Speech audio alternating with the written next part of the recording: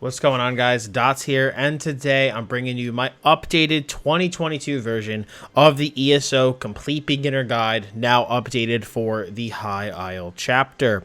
Now, this guide, I know it is long, but it covers everything you can need to know as a new player in the Elder Scrolls Online. Don't think of this necessarily as just one big video that you have to watch all the way through in one sitting, but think of it more as an encyclopedia and a game guide that you can come back to and refer to whenever you have a question or need something, hence why I have timestamped the entire video in the description below. However, if the game is downloading and you are so inclined, you can feel free to watch this full feature-length film on the Elder Scrolls Online while you're waiting for your download. I typically like to make this guide most years, just because ESO doesn't necessarily do the best job at showing new players how to get started, hence where this guide comes in.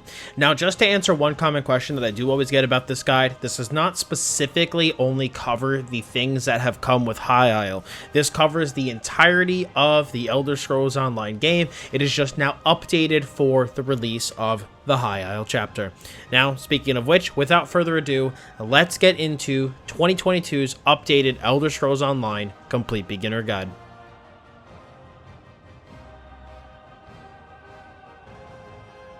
The Elder Scrolls Online runs off of a buy-to-play model, so simply buy the game and boom, it is yours. However, the game does have an optional sub fee known as ESO Plus that does give you a lot of additional benefits, but I am going to go over that in the next section of this video.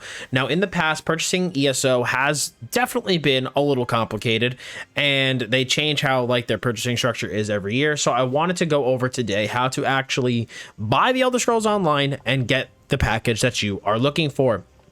So when you pull up the Buy ESO page, you are going to see some different options. The odds are you're going to want to get High Isle if you are looking to get into the game. Now, if you scroll down here, we have a bunch of different editions of High Isle, and you might not sure which one is right for you. Now, the regular edition of High Isle, as you can see right here, is going to want to be what you're going to get if you are a new player. This gives you access to High Isle, the base game, as well as all previous chapters. That is a key thing to note. Chapters in ESO are like the yearly expansions, while DLCs are smaller content releases that they release 3 times a year that are included in an ESO Plus subscription. But if you actually buy the High Isle collection, you are going to get not only High Isle, but access to all of the past chapters. Now, the Collector's Edition, the CE, will also give you Collector's Edition bonus items at a higher price. Now, these upgrades over here are for if you already own the Elder Scrolls Online. So it will give you just simply High Isle because it assumes that you have, at the very least, the base game. Now, High Isle this year, it's a bit steep in my opinion. It's $60 to buy into the collection. So if you're like, I'm not really sure if I really, I'm gonna like ESO long term, I don't know if I'm gonna like it. What you can always do, and what I actually recommend people do if you're really on the fence, buy the standard edition, which is literally just the base game.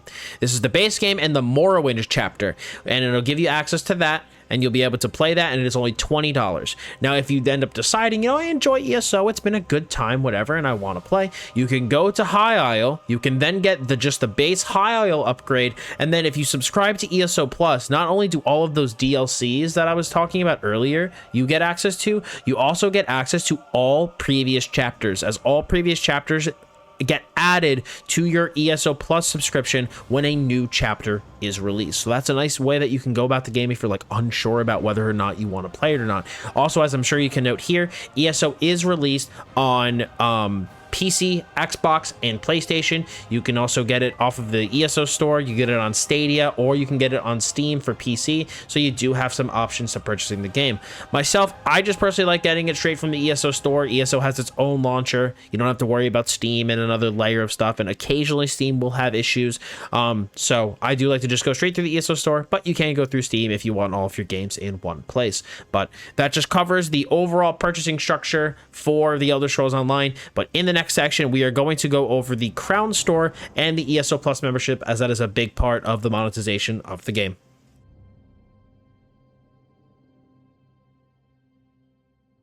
The next thing that I want to cover is the ESO Plus membership as well as the crown store. Now, ESO Plus is the game's premium membership, and you get access to a bunch of additional rewards from having this membership. So like I mentioned in that first section, you get access to all previously released DLC, which is the smaller releases that come out throughout the year. You also do get the equivalent number of crowns, which is the in-game currency for your purchase. So for example, you're spending $15 a month on ESO Plus, you would also get $15 worth of crowns every single month. You get access to exclusive deals for ESO Plus members. You get the almighty craft bag. The big thing with ESO Plus, like the biggest benefit of it, is inventory management. Without ESO Plus, your inventory management is kind of a huge pain in the butt. I do have a guide on my YouTube channel though called How to Manage Your Inventory Without ESO Plus if you are so inclined, but honestly, to get the most out of your ESO experience, the craft bag is a huge quality of life item because it basically gives you an infinite storage bag for all crafting items, and without that, they really do clog up your inventory space. You also do get double bank storage for your account. Bank space in this game is account wide, so this will double that storage. You also get increased progression for bonus experience, crafting inspiration, which is basically crafting experience, trait research, which I'll go over in a later section of the video, as well as gold acquisition. You also can put double the number of allowable items in your player house. I will go over player housing again later, as well as transmutations crystals, because you do get a double the cap for those as well. And then you do get the ability to also dye costumes. Now, basically what a costume is like what I have is just like, this is the way that my armor looks, but I could put on a costume that basically overrides the way that all of the armor looks, and I could also dye those, but without that, I wouldn't be able to. So that is what you get from actually having ESO Plus. But in terms of the actual crown store itself, most of the stuff on the crown store is completely cosmetic. They have a lot of mounts on here too. They do have some utility items, like you could buy some like poisons and potions, but they're not better than the stuff that you could already get in the game. You can also get experience scrolls that give you increased experience gain for a number of hours. But thankfully, I don't think there's anything too terribly pay to win on the crown store. Again, the biggest thing that I would say, like the biggest benefit from having ESO Plus and purchasing all this stuff is definitely going to be that inventory management stuff. But people do always ask me, what are the best things to buy with my crowns on the crown shop? Now, I personally recommend there are some basically like NPCs that you get to give you things throughout your adventure. So like basically I recommend buying this guy. His name is Tithys. He is a mobile banker, so you could basically have your bank access anywhere in the world. You can also get a traveling merchant, so that if you would like to dump your like junk items off of your character into a vendor without having to go back to a town, you can do that with her as well. I can also definitely recommend there's some account upgrades that you can get here too. You can upgrade to unlock the Imperial race, which is here on the Crown Store. There's also a couple of classes on the Crown Store as well. For example, the Necromancer class is purchased through the store, as well as the Warden class is also purchased through the store. And then Adventurers Pack, if I can find where that is. The Adventurers Pack is really, really helpful. I don't know where that is though. JK ESO boomer moment. It is now called Any Race, Any Alliance. This is another really good account upgrade that lets you play any race on any alliance, because without that, you can only play specific races that are on specific factions. So I highly recommend all of that, the things that I mentioned here, because they're all account-wide upgrades. Past that, you can obviously buy what you want, but those are some of the biggest upgrades that I recommend sinking your crowns into.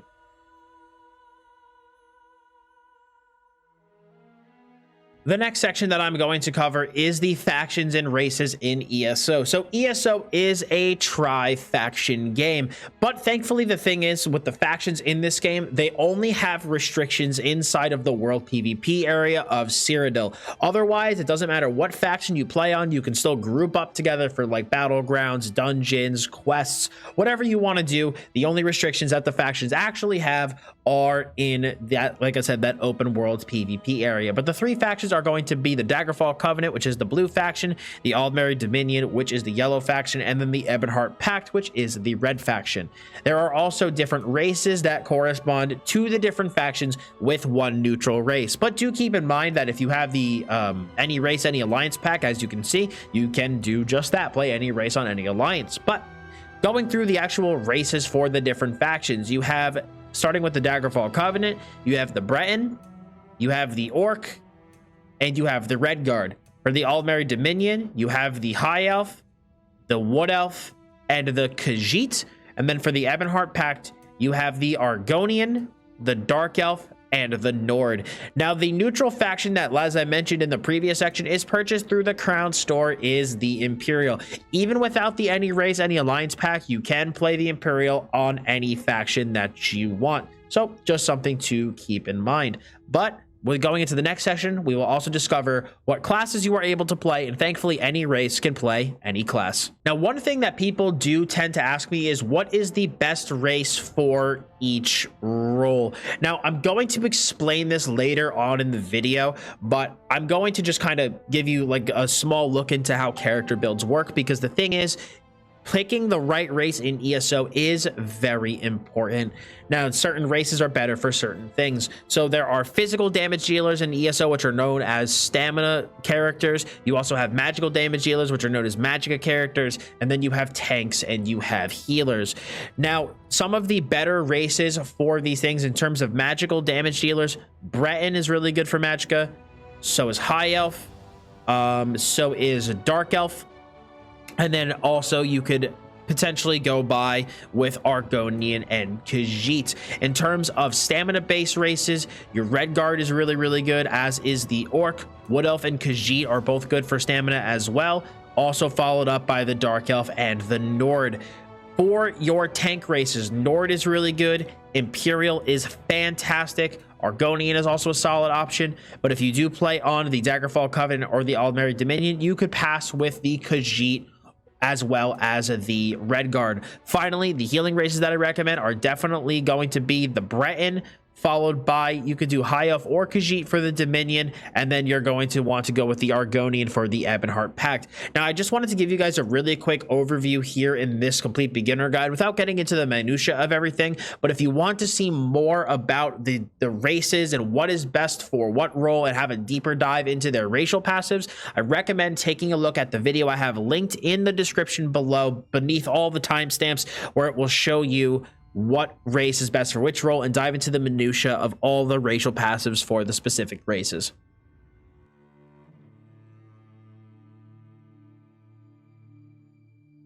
Moving into this next section, we are going to cover the classes in the Elder Scrolls Online. There are 6 available classes in the game, with 2 needing to be purchased from the Crown Store. But we'll start with the base game classes first and then discuss the purchasable classes. So the first class is the Dragon Knight. That is my class, so hell yeah, DKs. But DKs are super fun class, man. They are a dragon based class that uses heavy emphasis on fire as well as poison type damage. They tend to be really tanky and in the fray, and are honestly just a really fun class to play. Now, something to keep in mind though about the classes for ESO is that every class can play every role. So for example, you can even tank as a Dragon Knight, which is actually one of their better, they're one of the better tanks for PvE, but you can even heal as a Dragon Knight if you are so inclined. I personally play a Magicka Dragon Knight. That is my favorite class, but Dragon Knights, again, very focused on that fire and poison and a lot of draconic themes. One shout out about the Magicka Dragon Knight as well. Magicka Dragon Knight makes a very good melee magical class. So if you're looking for a melee Magicka type of class, the Dragon Knight will be good for you. Moving into our stereotypically mage class, we have the Sorcerer. Sorcerers have a bunch of Daedric pets at their disposal. Magicka Sorcerers rely really heavily on lightning-based attacks and dark magical attacks, while the Stamina Sorcerer uses the power of wind at his disposal. Now, again, you can also tank and heal on this class as well.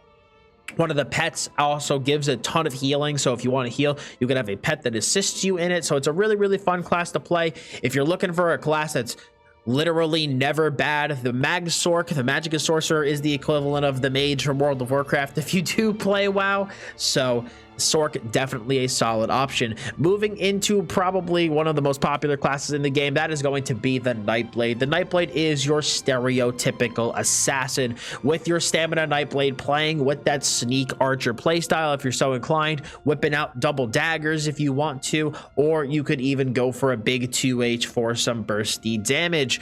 Now, if you do play Magicka Nightblade, on the other hand, you instead change out that, sneak archer play style for. Instead, you could potentially go for a like it's more of like kind of like a bloodbender type of deal. It's really, really cool. It's a very interesting style, but do keep in mind that even though the Nightblade, you can think of it as, again, that more sneaky class, you could still build, like a brawler Nightblade build if you want to. You can tank on this class, you can heal on this class. So if you're looking for the class though with the only in combat stealth mechanic, Nightblade's going to be the one for you. Moving into our paladin class is going to be the Templar. The Templar is exactly what it sounds like. It's going to be your light and sun class. Stamina Templar and Magicka Templar both kind of using the light in different ways, but that's kind of what you can expect from your Templar. Your Templar is your stereotypically really good healer as well. Their tank spec is not bad, not the best, but they are primarily seen for like PvE. They're really, really good at healing, and they can play as melee for both Magicka and stamina, or Magicka can even play at quite a distance. So Templar is going to be, like I said, that stereotypically paladin class. Now, moving into our paid classes, the first one that we have is the Warden. The Warden is going to be your like a nature type of class, utilizing, like I said, the elements of nature, ice, and animal companions at their side. If you're looking for like a ranger type of play style, or like you have, a permanently active bear pet all the time, the Warden is going to be for you. Warden is really, really solid in all roles. They're a very solid tank, very solid healer, and they're good at both magical and physical based damage dealing. But like I said, if you're looking for that kind of nature ice type of theme, Warden's going to be a really good option for you. And finally, moving into our final paid class, we have the Necromancer. Now, Necromancer is going to be your raise the dead kind of a class, but one of the cool things about the Necromancer is that for the Sorcerer and for the Warden, when you have your pets, you have to actually control them and have them do certain things. But all of the Necromancer's pets are what's known as fire and forget, which means that you basically summon them and they just do their thing. You don't actually have to control them, which is pretty cool. However, if you just raise some dead guy in the middle of a city, people aren't going to like that, because as you can see, certain Necromancer abilities are known as a criminal act, and you will be wanted by the city guards if you do, raise some dead guy in the middle of town. So it will tell you, though, on the necro abilities which ones are considered criminal acts. So, do keep that in mind. It won't be like a surprise or you have to guess. It'll label it very nicely on the skill. But the Magicka Necromancer is like an elemental necromancer where you can summon like a bone wizard. You deal a variety of damage, flame, frost, and shock. While on the other hand, your stamina necromancer is like a disease and poison necromancer. So you can kind of have, your different skeletal guys explode with disease damage, or have them explode with flame damage. You can summon these huge flesh colossuses to smash the ground too. It's a really, really fun class. And again, tanks well, heals well, and does both stamina and magical DPS very, very proficiently.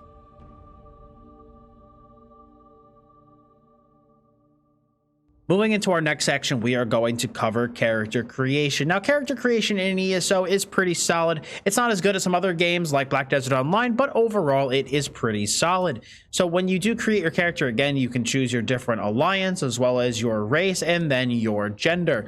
You can also choose your class, obviously, as well. And then in terms of the actual character customizations, you can, have a variety of body types from very, very large to very, very skinny to super, super jacked. You can also obviously adjust your character's height, skin color. You have body tattoos and markings or scars that you want to add. And then you could adjust a variety of sliders on your upper body and your lower body. You could also come here to your face and adjust it if you have a heroic, a soft, or a more angular look. You can change your character's voice, obviously. You can change their hairstyle and the hair color. You have features like age, their beard. You have a bunch of head markings and like war paints that you could put on. Different face adjustment sliders. You obviously have eye color and eye adjustments, brow color and brow adjustments in case you want to have like super bushy eyebrows. You could also adjust your nose, mouth, and ears, or if you want to just hit the random button and see what it comes up with, you could obviously feel free to do so.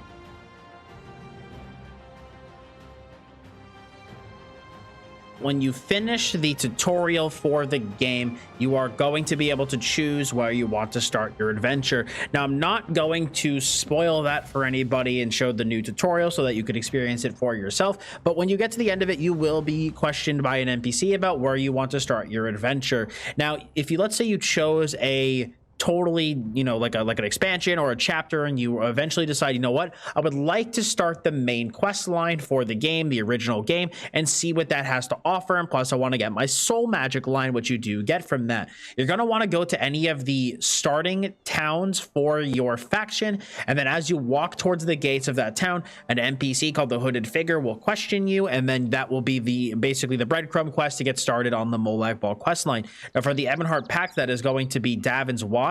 For the Aldmeri Dominion, you're going to be looking at Volkel Guard, which is down here. And then for the Daggerfall Covenant, you are going to be looking at Daggerfall.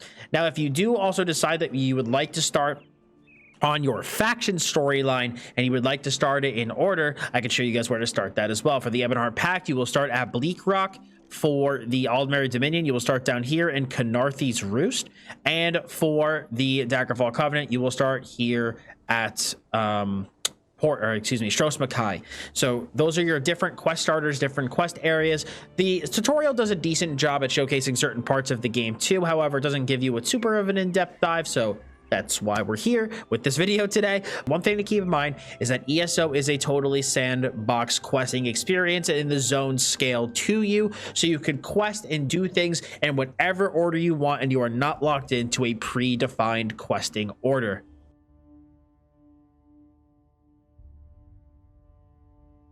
Now, the next section that I'm going to cover is the Elder Scrolls Online user interface, because when you first start the game, I know it's going to be really confusing. There's going to be a lot of menus and a lot of things, and you're not going to really know what anything is.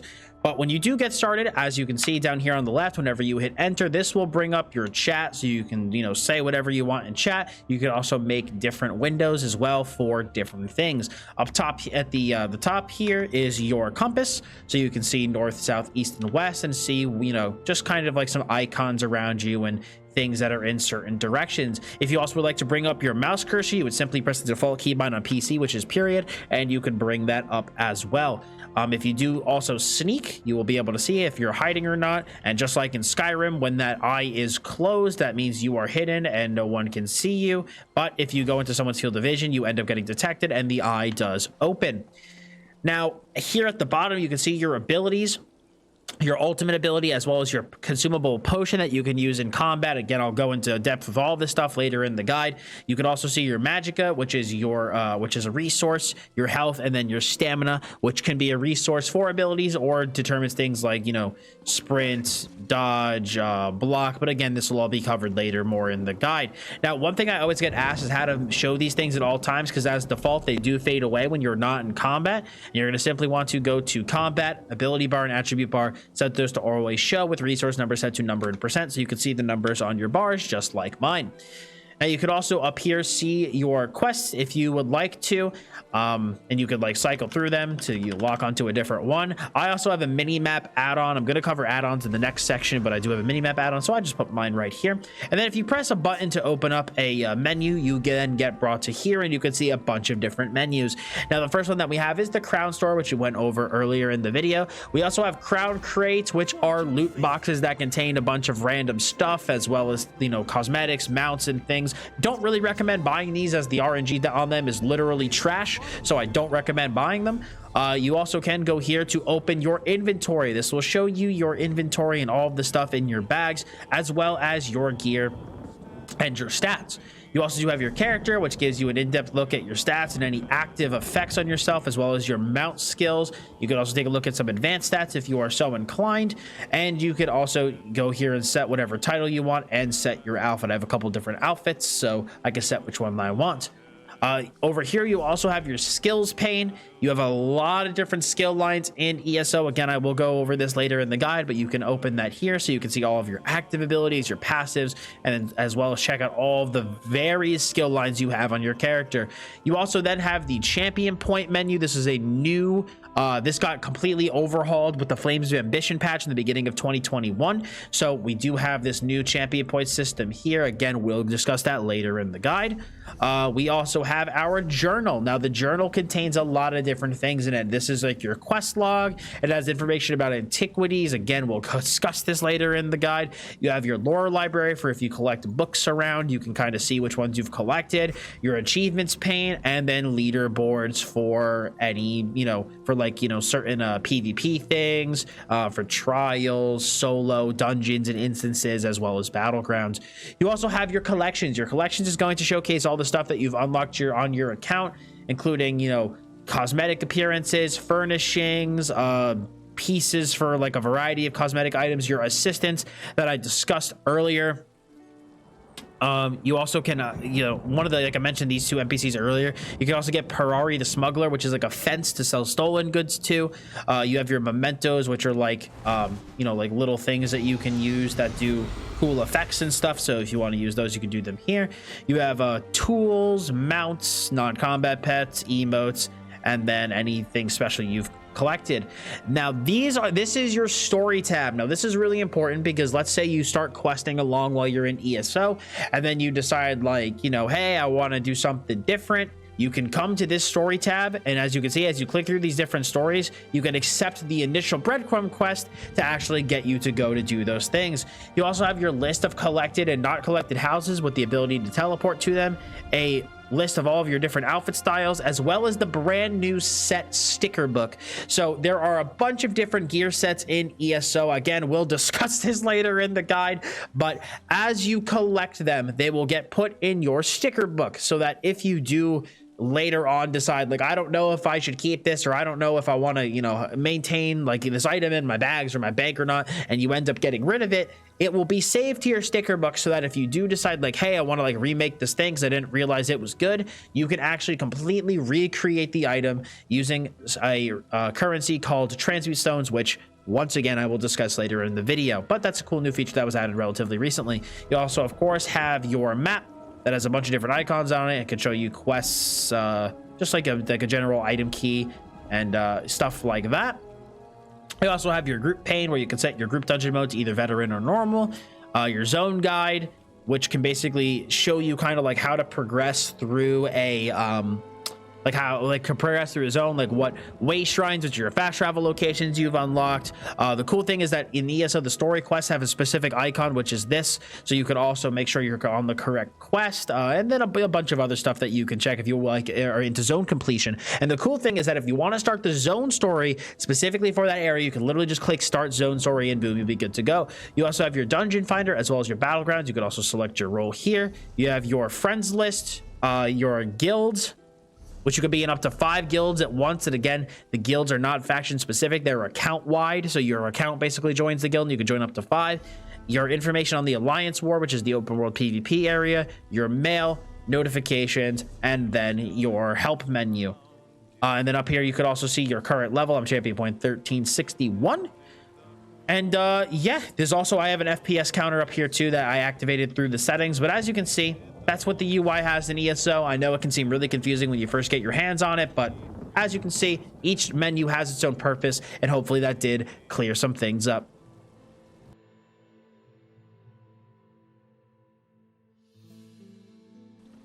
The next section that I'm going to cover in this guide is going to be add-ons. Now, add-ons are available for PC only, so if you are not on console, I am sorry, you will not have access to add-ons. But add-ons can do a variety of quality of life things for your game to allow you to have actual build templates, to a mini map, to just a bunch of different things. Like you customize the way your user interface looks. Like for example, the reason my UI looks like it has this night mode appearance is because of add-ons. And when you want to download add-ons, I highly recommend downloading them from Minion, and the website is minion.gg. That's where most people from ESO do get their add-ons from. And when you do download them, you'll see this thing called add-ons, and now you can see all of the different add-ons that you have, as well as the libraries to make the add-ons work. And in addition, in your keybinds, you will then see add-on keybinds. And then when you actually go into your settings, you will also see add-on settings that you can go and configure. Now, I do have a separate guide on my YouTube channel that does have all the add-ons that I have installed, but if you want to learn more about them, as well as how I have the entirety of my UI set up, because I don't want to basically just redo that guide here, the complete beginner guide, I will again leave that linked in the description below.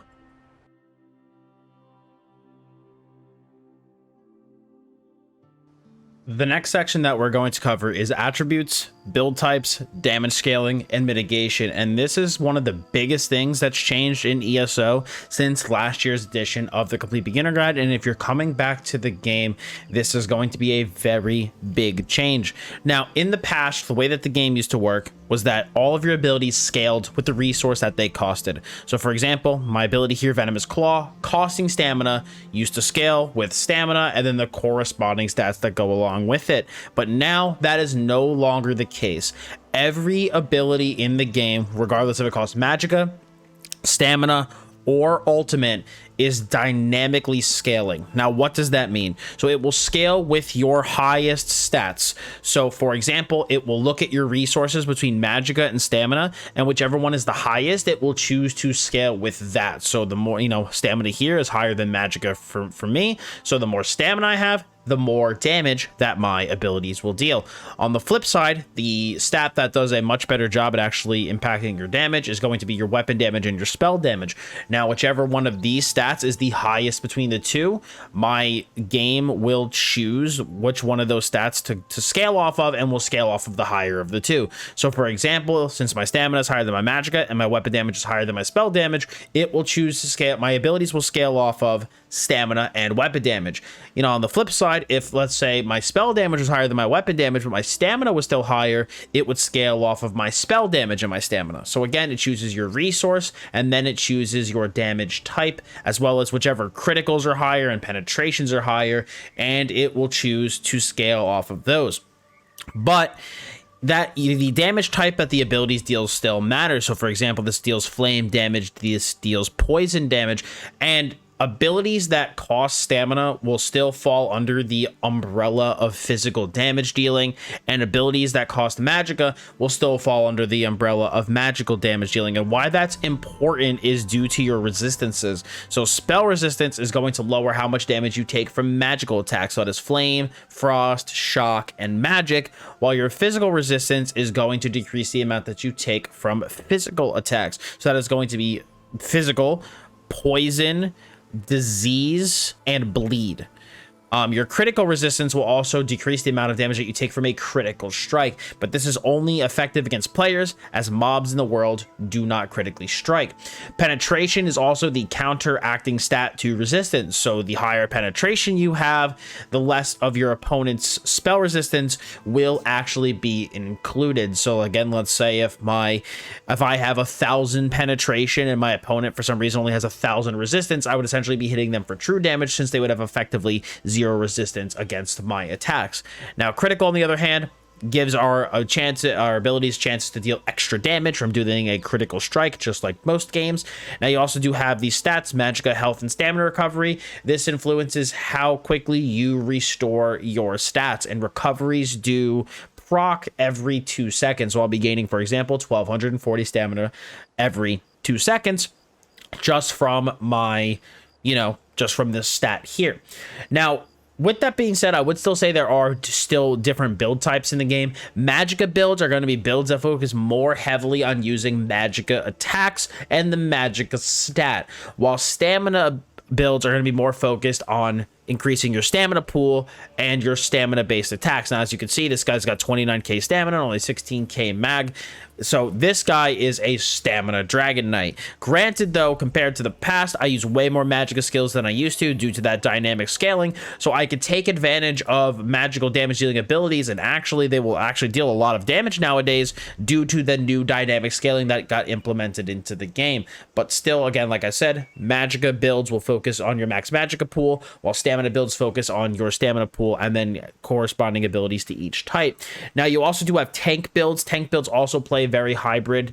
They use a mixture of both magica and stamina abilities because they're mostly caring about the utility of the skills, less so than how much damage they deal. While healing builds, on the other hand, typically are a lot more magica focused, just due to the fact that the healing skill line in the game, which is going to be your restoration staff, which I don't have on this character actually, all the abilities in that weapon line deal or cost magica, so it's more beneficial to obviously invest into your magica as well as your magica recovery, due to the fact that you'll have more resources and more resource recovery to be able to cast those skills over and over again. Now that's just something to keep in mind when you're looking through your characters and making your build. In the past, you would look at the two-handed line and go, oh my god, all these abilities cost stamina, so obviously I need to only use these abilities on stamina damage dealers, and I can't use these on anyone else. But that's no longer the case. Like, even on my magica dragon knight, I use puncture to not only deal some additional damage, but also get the buff from this, due to the fact that, again, this stamina ability now does scale with magica. So compared to the past, you have a lot more abilities at your disposal that you can actually choose from and make a build with, and how you actually want to set up your character's bars.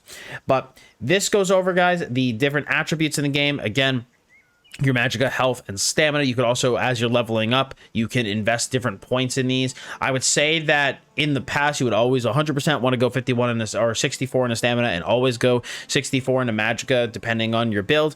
But nowadays, it's not nearly as clear cut. It's a lot more build dependent. I would say for PvE, if you're going to be focusing on, you know, just like dungeons and trials and stuff, I would say if you're going to be a stamina damage dealer, 64 in a stam, magica damage dealer, 64 in a magica. Tanks will typically spread their resources around a little bit more, because again, it's more based off of utility, and healers will also go 64 into magica. But when it comes to PvP, like the build that I have on for this guy, the attribute lines are a lot less clear cut, as it's more about getting certain thresholds of stats that you're comfortable with for sustaining. So just something to keep in mind when you guys start working on builds once you get to CP 160 and above. But like I said, guys, this section covered attributes, build types, damage scaling, and mitigation, and how they've changed over the last year in the Elder Scrolls Online.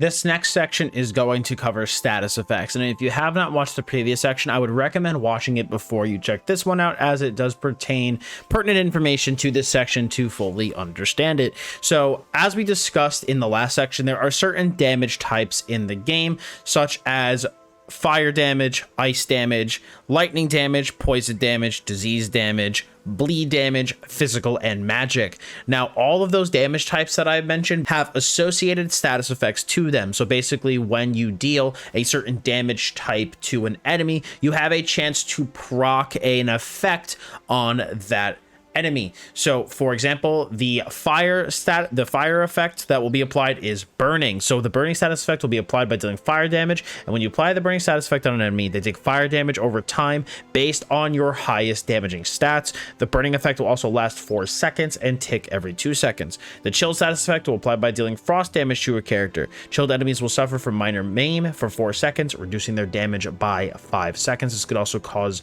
certain frost effects could also called brittle, which also causes your opponents to take extra critical damage. The lightning effect will be concussed. The concussed status will be applied by dealing shock damage to a character, and concussed enemies will suffer from minor vulnerability for 4 seconds, increasing their damage taken by 5%. Poison status effect will be applied by dealing poison damage to a character, and when you apply the poison status effect on an enemy, they take poison damage over time based on our max damage stats. The poison effect will last 6 seconds and proc every 2. Finally, the disease status effect will be applied by dealing disease damage to a character. Disease damage will suffer from minor defile for 4 seconds, decreasing their healing received by 8%.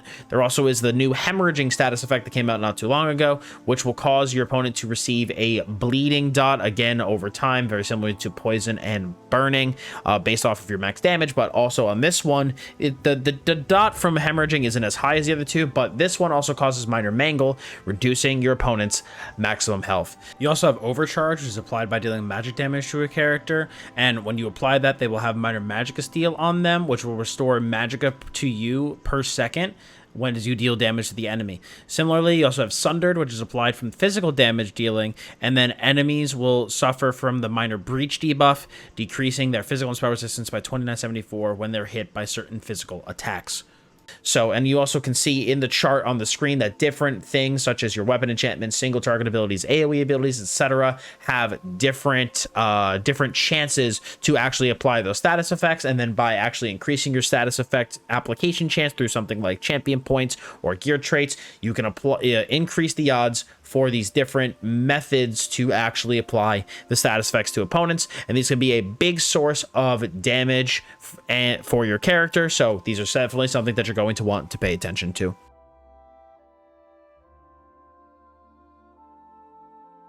The next thing that we're going to talk about in this guide is weapon swapping. So in the Elder Scrolls Online, you can have up to 2 weapon bars at the same time. You could either hold one weapon. Certain weapons will be held in both hands, so you can only equip one weapon. However, other weapons are held in only one hand, so you're able to hold, like, let's say, like a one-handed axe and a shield, or even, let's say, 2 one-handed axes, so that you will be dual wielding. Now, the cool thing is that you have 2 weapon bars. So for example, what's called my front bar has a staff on it, while my back bar, if I switch here, then switches to my one-handed shield. Now, when you do switch bars, you also get a brand new set of 5 skills and an ultimate. So these are the skills that I have access to when I'm on my sword and shield bar, and if I press my weapon swap keybind, it will swap to my front bar, which has my Inferno staff skill. So I'll have access to these skills here and these skills here. You unlock this at level 15 when you start playing, and when you first unlock it, you will have nothing equipped here. So if you were to try to swap bars, you won't have any skills here, and you won't have a weapon. So simply, if you want to equip a weapon for the first time, you simply can just drag it here, okay, like so. And then if I can find my shield, you can also drag the shield on here, and then bam, you now have weapons equipped. So when you swap to that bar, you can now place your skills. But like I said, this is unlocked at level 15. And by swapping between these 2 different skill bars, you will have access to different skills. Now, just keep in mind that skills that give you a buff on a specific bar do not apply when you switch bars. So let's use Flames of Oblivion as an example. This gives me Major Prophecy while slotted, giving me Major Prophecy and Major Savagery, increasing my critical by 2629. So as we can see on my back bar right now, I have 30% spell critical. But if I swap to my front bar where Flames of Oblivion is not present, we notice that my spell critical drops all the way to 18%. And that is because I no longer am gaining the benefits from Flames of Oblivion, because as far as the game is concerned, I do not have it equipped right now in a spell slot. So just do keep in mind that certain permanent buffs like that were on skills that are slotted only apply on that bar. Same thing with certain passives. That is something to keep in mind as well. On the other hand, a skill like Volatile Armor gives me Major Resolve when I activate it. But now, since it's actually active on my character, even if I swap bars, it's still active, because as you can see, I still have the spikes in my back because it's an active buff. So just want to kind of differentiate between active and passive buffs. Active buffs will be active on both bars, while passive buffs from slotted skills or passives will only be activated on the bars that they're on. There are certain things that are rule breakers to this, like certain arena weapons, but that's a little bit out of the scope for this guide. And so, I just don't want to get too much into that here today.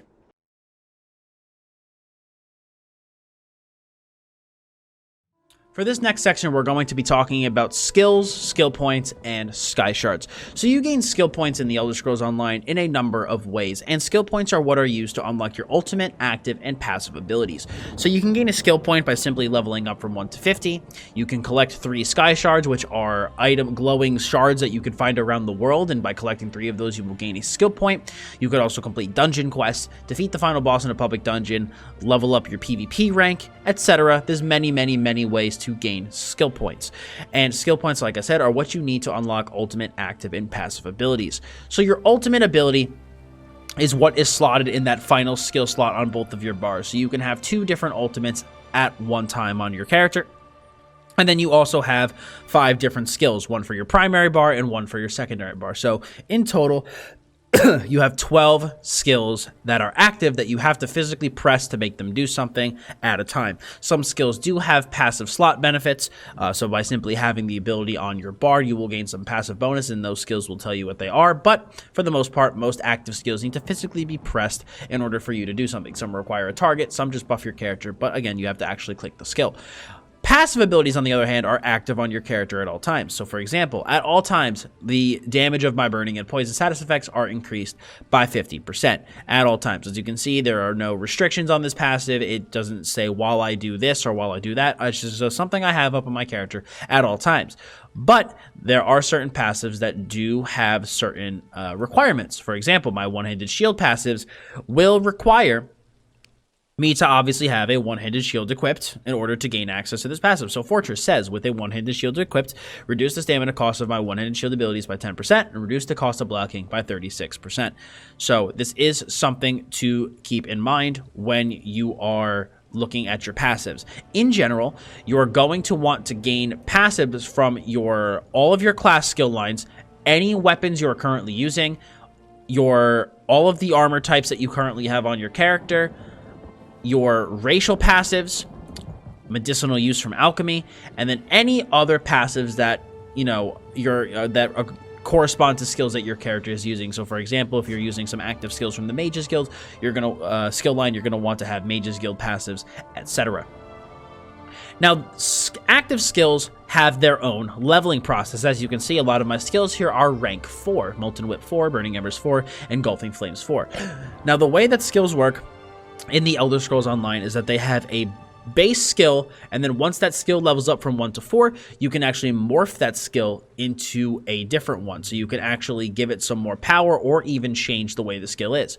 So, for example, my Searing Strike here, I'll actually bring up a picture, has a base version, again, Searing Strike, and it can be morphed into either Burning Embers or Venomous Claw.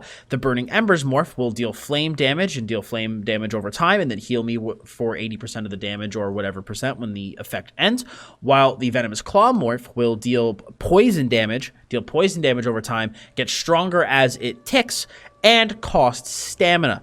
Now, not every skill has a stamina or magicka morph. Many do, but not all. And primarily, you're going to see your stamina morphs on your damaging skills, occasionally skills that restore resources, but for them, a lot of times your utility skills cost magicka. But just because when you look through your skill lines, you're going to see, oh man, all of these skills all cost magicka, a lot of them do have stamina morphs, so that is something to keep an eye out for while you are leveling up.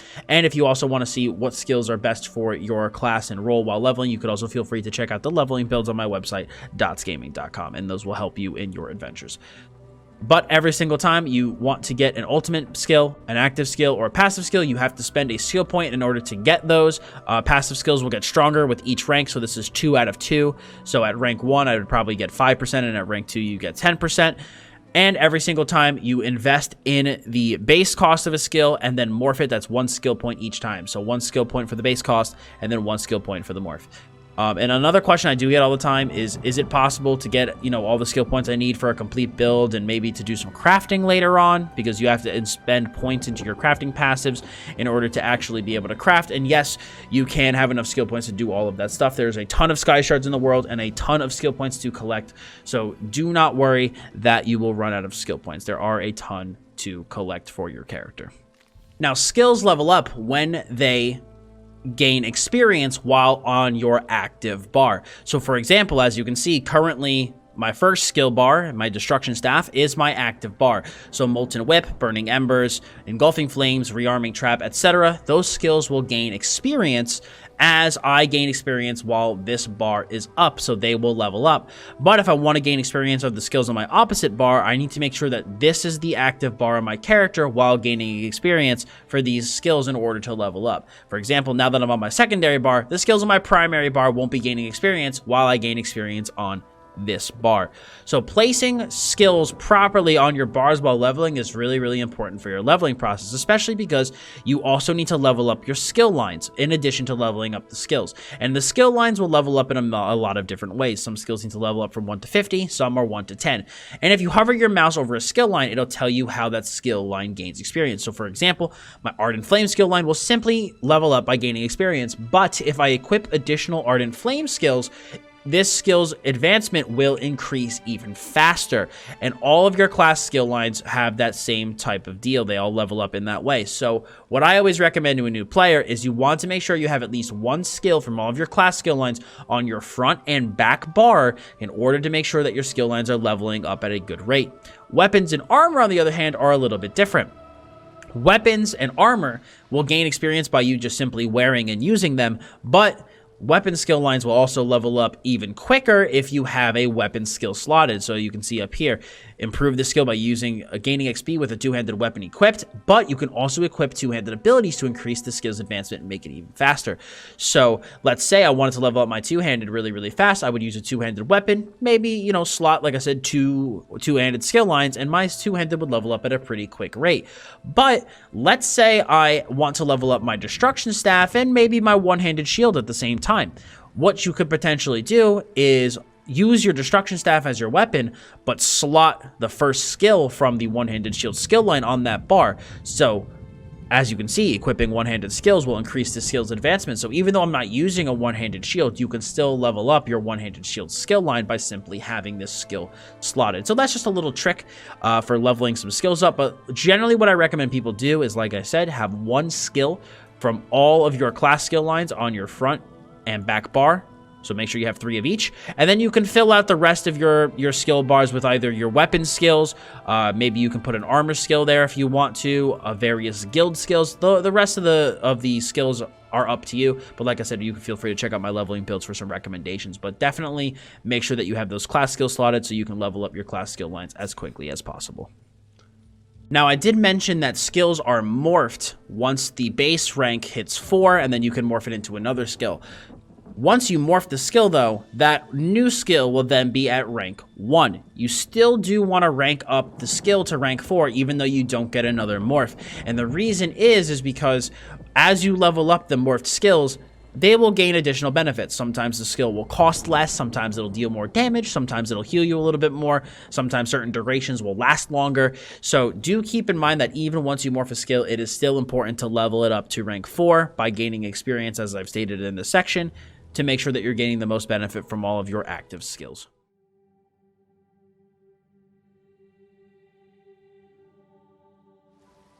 The next section that I would like to cover is weapons and armor in ESO. So unlike other games, your weapons and armor are not attached to the type of class that you play, and you can use whatever combinations of weapons and armor you want at any time.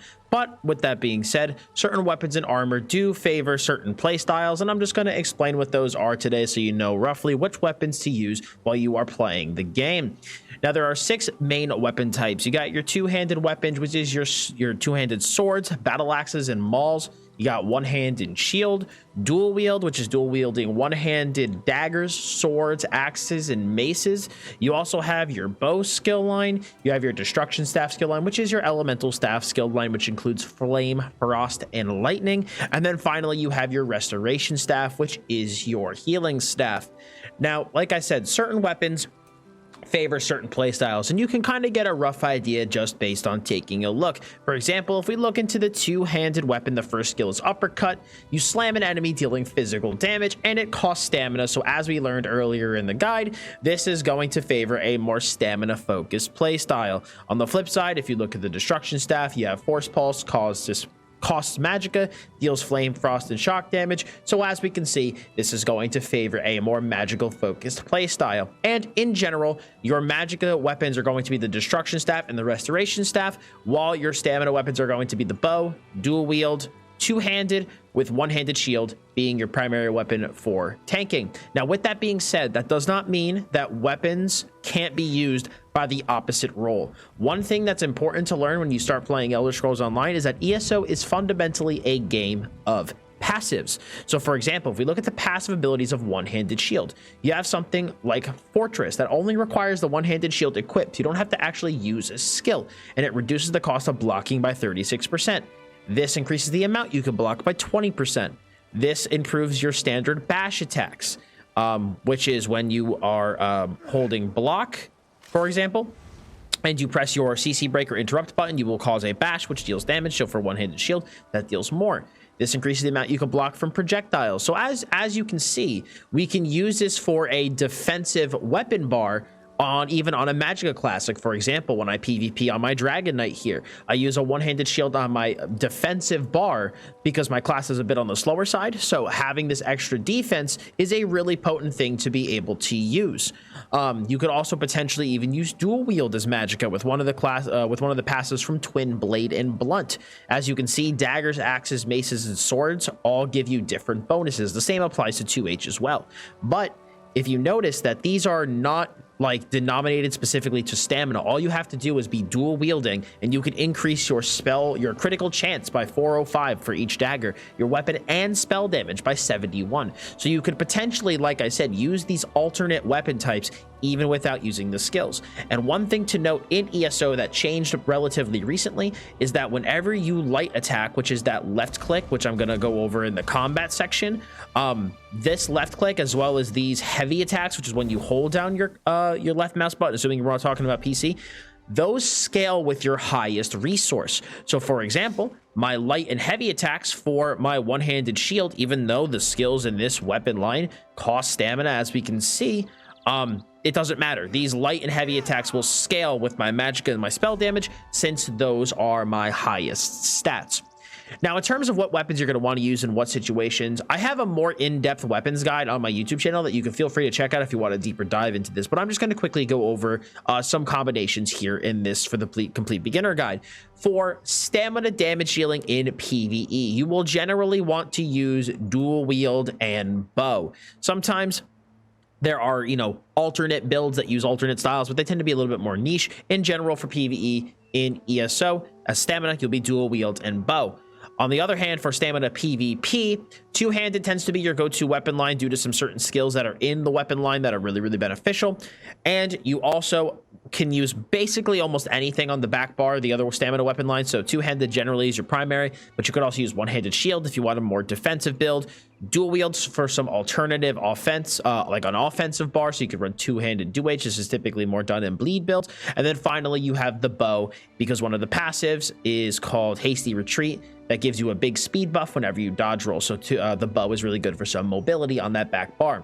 On the flip side, on the Magicka side of things, Destruction Staff for damage dealing tends to be your primary weapon, with at the moment in time, Flame being the best elemental staff for PvE. So typically for PvE damage dealers, you will use 2 flame staff bars. On the other hand, when it comes to PvP, you can kind of mix it up a little bit based off of your build. As we can see, it is going to be the Ancient Knowledge passive. Gives you different bonuses based on the type of staff you have equipped. So if you have an Inferno staff equipped, your single target abilities will deal more damage. With a Lightning staff, your AoEs will deal more damage. And then with an Ice staff, it's more of a tanking staff, actually, allowing you to block more and increasing how much you can block. So again, for PvP, if you have a lot of AoE, maybe you want a Lightning staff, but for single target, you're going to want an Inferno staff.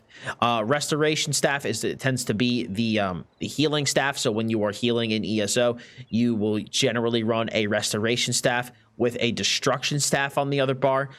Typically, the reason you're going to want to do this is because you're going to want to actually use Elemental Blockade, which actually lays some damage on the ground of either the Frost or Storm variety, mostly for healing. Now, I know I'm kind of going like a little bit into some, later building techniques, but I do just kind of want to explain it to you guys here. The reason that you want Frost or Shock is because they supply important debuffs to enemies when you are playing in dungeons that are important for group play, that generally it is expected for a healer to bring. So that is why you want to, it depends on your group. Sometimes you'll need to supply the Frost staff buff. Sometimes you'll need to apply the Lightning staff buff. But regardless, you'll typically want to use either a Lightning staff or a Frost staff so that you can provide those debuffs. Now for Magicka in PvP, you do have some options. Generally, I recommend your front bar or main damage dealing staff will typically be a staff either frost or excuse me, either lightning or fire, depending on your build.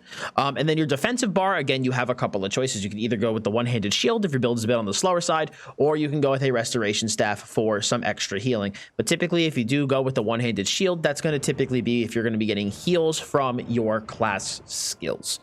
But that's just a quick overview, guys, of the weapon skill lines. Now, one thing to also note is that weapons in ESO also do have traits. All gear has traits, weapons, armor, and jewelry. But I'll go over the weapon traits right now, and then we will cover armor. Our weapon traits are going to be charged, which increases the chance to apply a status effect. We got defending, which increases the amount of total armor that we have. Infused, which reduces the enchantment cooldown on our weapons and also increases its potency. Nerdhoned grants us more weapon or spell damage. Powered increases our healing done. Precise gives us more critical. Sharpened increases our penetration. Training gives us more experience gained, while decisive gives us more ultimate whenever we gain ultimate. Now, besides weapons, we obviously have armor, like I mentioned. So armor also got a recent overhaul in ESO and now works a little bit different than it used to. So certain armor types in the game have different bonuses and penalties, but there are three primary armor types in the game. You have light armor, medium armor, and heavy armor. In general, light armor tends to prefer more of a magical based playstyle. Medium armor is more of a physical damage playstyle, while heavy armor is more for tanking. Also, light armor is also used for healing. Now, as I mentioned, these have different bonuses and penalties. So for light armor, the bonuses you get are reduced magical attack damage, reduces the cost of roll dodge, reduces movement speed penalty of sneak, reduces the cost of break free, so that is when you break free from a CC, and reduces the cost of bash, which is what I talked about earlier. Light armor penalties will increase the amount of damage taken from martial attacks, aka physical attacks, increases the cost of block by 3%, and decreases the damage done with bash by 1%. Now, something to mention with that increased damage taken from martial attacks is that the armor types in ESO have different weights. So for example, a light armor chest will have the least amount of resistance, a medium armor chest will have the second most resistance, and then the heavy armor chest will have the most resistance through that armor value. So as we can take a look at a piece of gear here, my chest is reinforced, and if you notice that my armor value from that is 3077. If this was a light armor piece, it would be significantly lower. So do keep in mind that in addition to having lower armor values from light armor, you will also take additional martial damage. So it's just something to keep in mind. We also have the medium armor bonuses, which medium armor has no penalties, but the bonus is that it reduces the cost of sneak by 1%, reduce the cost of sprint by 1%, sneak by 5%, block by 3%, reduces damage taken from area of effect attacks by 2% for 2 seconds after you roll dodge, and increases the movement speed by 2% while you're immune to CC, because after you CC break, you actually are immune to CC for a short duration. So during that time, you will actually move quicker. On the heavy armor side, you have reduced damage taken from martial attacks, increased amount of damage that can be blocked, increased damage done with bash, reduces your damage taken while immune to crowd control. On the flip side, we also have increased damage taken from magical attacks as a penalty, reduces the movement speed of sprint by 1%. Again, you're obviously in heavy armor, so you can't sprint or roll dodge as much, increase the cost of roll dodge, and then finally increases the size of your detection area while sneaking by 10%. And these are all these bonuses or penalties are per piece worn. But as we can tell by looking through the different passives of the skill lines, you can, like I said, you can see which play styles they prefer. You know, this is, something like this actually reduces the amount of snares and sprint.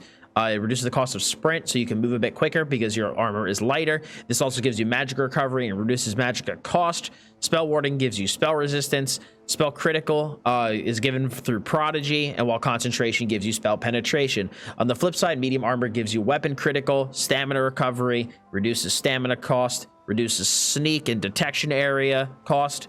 Weapon damage is increased, and then you also can move quicker, and roll dodge costs less. On the flip side, with heavy armor, you get increased resistance, increased health recovery. You also restore magic and stamina when you take damage. You also get more max health. You can restore more resources from your heavy attacks, because in ESO, when you use a heavy attack, which is what I mentioned earlier, that when you hold down that left click, you restore resources, and this passive makes it so that you restore a lot more resources. And then finally, you have rapid mending, which gives you additional healing done. So in general, when it comes to PvE, it's pretty straightforward.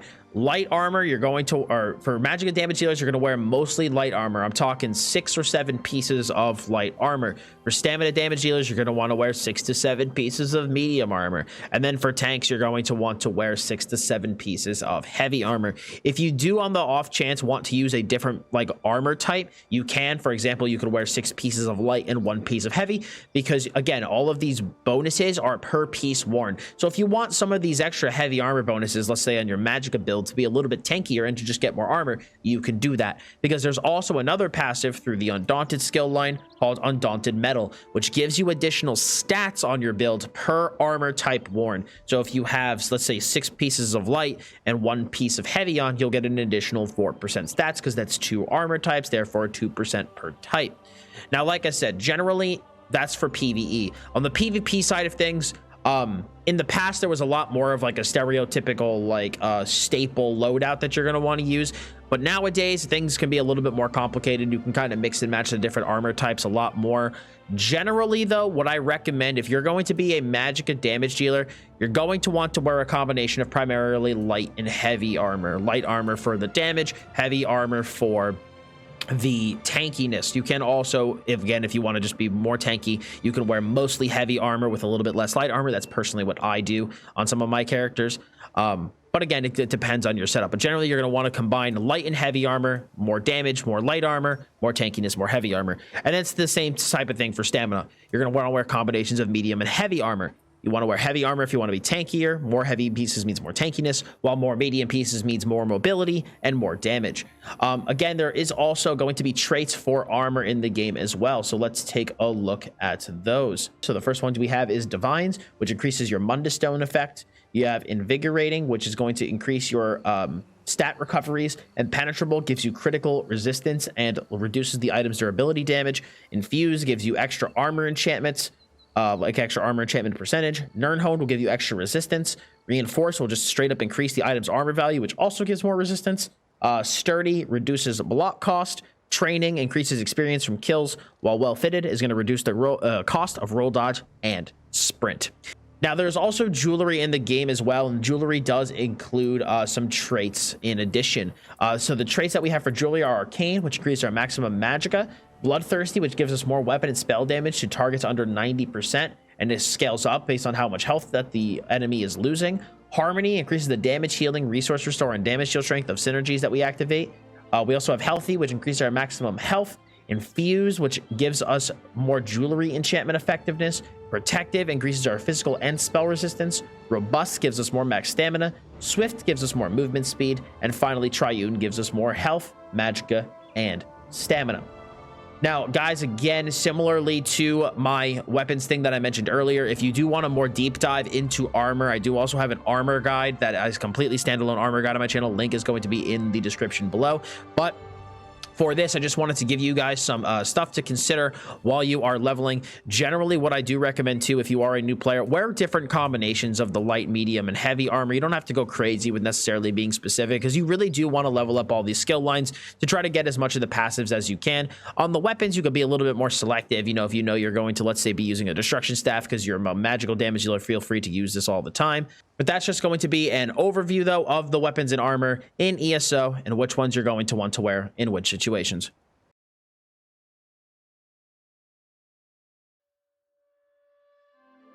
The next section that I'm going to cover is mundus stones. Now, mundus stones are basically these big rock things that you can interact with in the world, and they give your character a passive benefit. They're really similar to standing stones in Skyrim. So, for example, this guy currently has the apprentice mundus stone on my guy, so I'm currently gaining 299 increased spell damage because I went and interacted with the apprentice mundus stone. And these can be scattered all around the world in different zones, or you can have them actually in your player house. There is player housing in the Elder Scrolls Online. I will go over it a bit later, but you can actually get the mundus stones for your house so that you can simply come back to your house and use the mundus stones instead of going around the world and going to their specific locations. But I will go over what all of the mundus stones are right now, and I'll also go over in what situations you might want to use certain mundus stones. So the first one we have is the Lady, which increases your physical and spell resistance. We also have the Lover, which increases your physical and spell penetration. We have the Lord, which increases your maximum health. The Mage increases your maximum magicka. The Tower increases your maximum stamina. The Atronach increases your magicka recovery. The Serpent increases your stamina recovery. The Shadow increases your critical strike damage. The Ritual increases your healing effectiveness. The Thief increases your critical strike chance. And the Warrior increases your weapon damage. The Apprentice increases your spell damage. And finally, the Steed increases your run speed as well as your health recovery. Now, in general, for PvE damage dealing as a magicka character, your best options are going to be the Shadow, the Thief, or the Apprentice. Those are going to be your 3 best mundus stone choices. Now, these may change based off of balances that come in the later patches, but at the time of making this video, the Shadow, the Thief, and the Apprentice are the 3 best. For a physical damage dealer, it is the Shadow, the Thief, and the Warrior. For a tank, you're looking at using the Atronach for more magicka recovery, because a lot of utility skills as a tank require magicka, and being able to recover more magicka is extremely important. And we also have the Lord, which increases your maximum health. That's also really good for a tank. And then finally, for a healer, we have the Atronach, again, to increase your magicka recovery and increase the rate at which your magicka recovers, as well as the Ritual, which increases your healing effectiveness. So either of those are really good options. And then, of course, for PvP, you have a lot of other choices. You know, for example, the Mage and the Atronach are good for magicka PvP. The Serpent and the Tower are good for stamina PvP, in addition to the ones from, in addition to the Warrior for magicka, or for stamina DPS, and the Apprentice for magicka DPS. But in terms of PvP mundus, a lot of it does come down to preference and what you enjoy. But those are what the mundus stones do, as well as a general overview of when you're going to want to use certain ones in certain situations.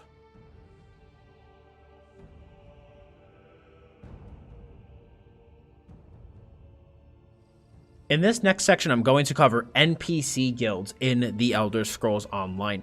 There are 6 different NPC guilds that you can join, very similarly to the other Elder Scrolls games. We have the Dark Brotherhood, the Thieves Guild, the Fighters Guild, the Mages Guild, the Psijic Order, and the Undaunted. The Fighters Guild, Mages Guild, and Undaunted are included in the base game and are way more tied to your character's power, while the Dark Brotherhood, Thieves Guild, and Psijic Order are acquired from DLC, or in the case of the Psijic Order, the Somerset chapter, in order to join those guilds. Now, assuming you have the Dark Brotherhood DLC, the Thieves Guild DLC, and the the Somerset chapter, the way that you start and join these various guilds is you need to go to the Stories tab and go to Zone DLC. And then if you do Dark Brotherhood and click Accept Quest, as well as Thieves Guild Accept Quest, you will get the quest lines to start off on your adventures to join these 2 guilds. For the Somerset chapter, you need to simply start, again, the Queen's Decree. It's the starting quest for Somerset. And throughout starting the opening main quest of Somerset, you will eventually be introduced to the Psijic Order, and you will be able to acquire that skill line. And the Psijic Order is a very good skill line, and if you have Somerset, it is definitely worth investing the time into getting. But the Undaunted is crucial to every single character. The Mages Guild is important for all magicka-based characters, and the Fighters Guild is important for stamina-based characters. So I'm going to focus mostly on those 3 as they're more crucial for your character's power. So the Mages Guild, the Fighters Guild, the Undaunted are joined by going to the starting city of your faction. So if you're on the Ebonheart Pact, you'll be going to the to Davin's Watch in Stonefalls. If you are on the Almeri Dominion, you'll be going to Volkel Guard in Auradon. And if you are on the Daggerfall Covenant, you'll be going to Daggerfall in Glenumbra. And you're going to be looking for this icon to join the Mages Guild, this icon to join the Fighters Guild, and one of the inns in order to join the Undaunted. So if you want to join the Mages Guild, you simply go into the Mages Guild in your faction starting city. And when you come into here, you will be able to talk to one of these NPCs. They will have a quest for you, and you will be able to talk to them and join the Mages Guild. It simply is going, hey, I'd like to join the Mages Guild. Bing, bang, boom. You're in, and you gain access to the skill line. And you level up the Mages Guild skill line by collecting lore books around the world. So you could also do the Mages Guild quest. The Mages Guild does have its own quest line, but it levels up by collecting those lore books. It just gets very similar to Skyshards, where you can find them scattered around the world and you can acquire them and level up your Mages Guild. Now, if you want to join the Fighters Guild, you simply come here, talk to this guy, be like, hey, I want to join the Fighters Guild. And they go, all right, sounds good. And then you join the Fighters Guild. And you level up the Fighters Guild by killing undead, by killing Daedra, as well as closing dark anchors, aka dolmens, which I'll be going over in a later section of the guide. Now, finally, the Undaunted. The Undaunted is basically the guild focused around dungeons and dungeon diving. And you're going to want to come to one of the inns in your starting town, and you will see these guys all sitting around a table, drinking some mead, talking about their dungeoneering adventures. And if you talk to them, you'll get a quest to go simply do a dungeon, come back, talk to them, and you'll be able to get your Undaunted skill line. And to level up the Undaunted skill line, you want to do dungeon achievements, pledges, which I will be going over later in the guide. And you could also potentially do some delve quests that you can get from the Undaunted Enclave, which can be found in the faction capitals, but again, I'll be going over that in the pledges section. But this, again, is focused around primarily doing dungeon quests and dungeon achievements. And when you join all of these NPC guilds, you get a corresponding skill line that goes with it, like I mentioned, and I mentioned how you level these up. But some of these skill lines are, you know, they give active abilities and an ultimate, like the Fighters and Mages Guild. Undaunted only gives actives, no ultimate. This gives only 2 passives, while the Mages Guild and the Fighters Guild have some more passives. And then you have the Dark Brotherhood and Thieves Guild, which are passives only. And then the Psijic Order is really similar to Fighters and Mages, where you have 4 actives as well as an ultimate. So you're able to get a wide variety of benefits from these guild skill lines. Again, some are more integral to your character's power, and some, like the Dark Brotherhood and Thieves Guilds, are just kind of some more RP elements. But using these guild skill lines, you're really able to customize your character a little bit more and make them that much more your own.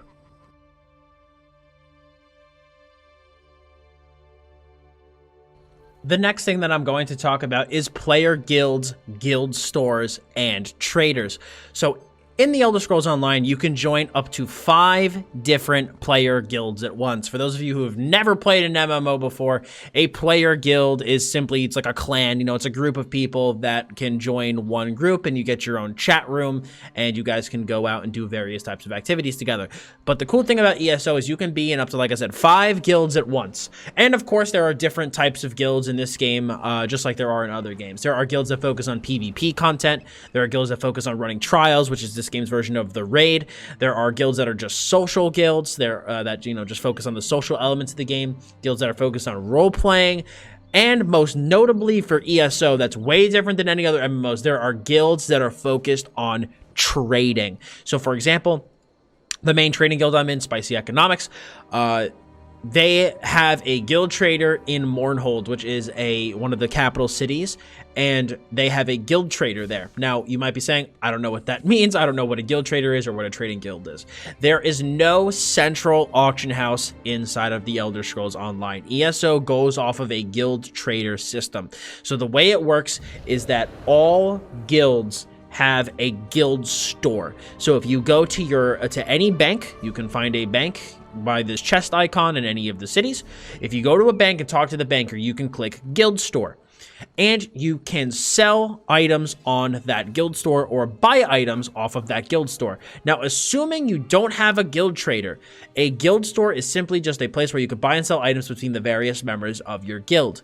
But if you have a guild trader, the guild trader is an NPC in the world that makes that guild store public facing. So while somebody who, let's say, who's not in Spicy Economics, they can purchase from our guild trader, but they can't sell on the guild trader. Only people in the guild can sell on the trader. But when you have an NPC that's public facing, anyone can buy from the trader. But assuming that the guild didn't have a trader that wasn't public facing, you would only be able to only guild members would be able to purchase from that guild store.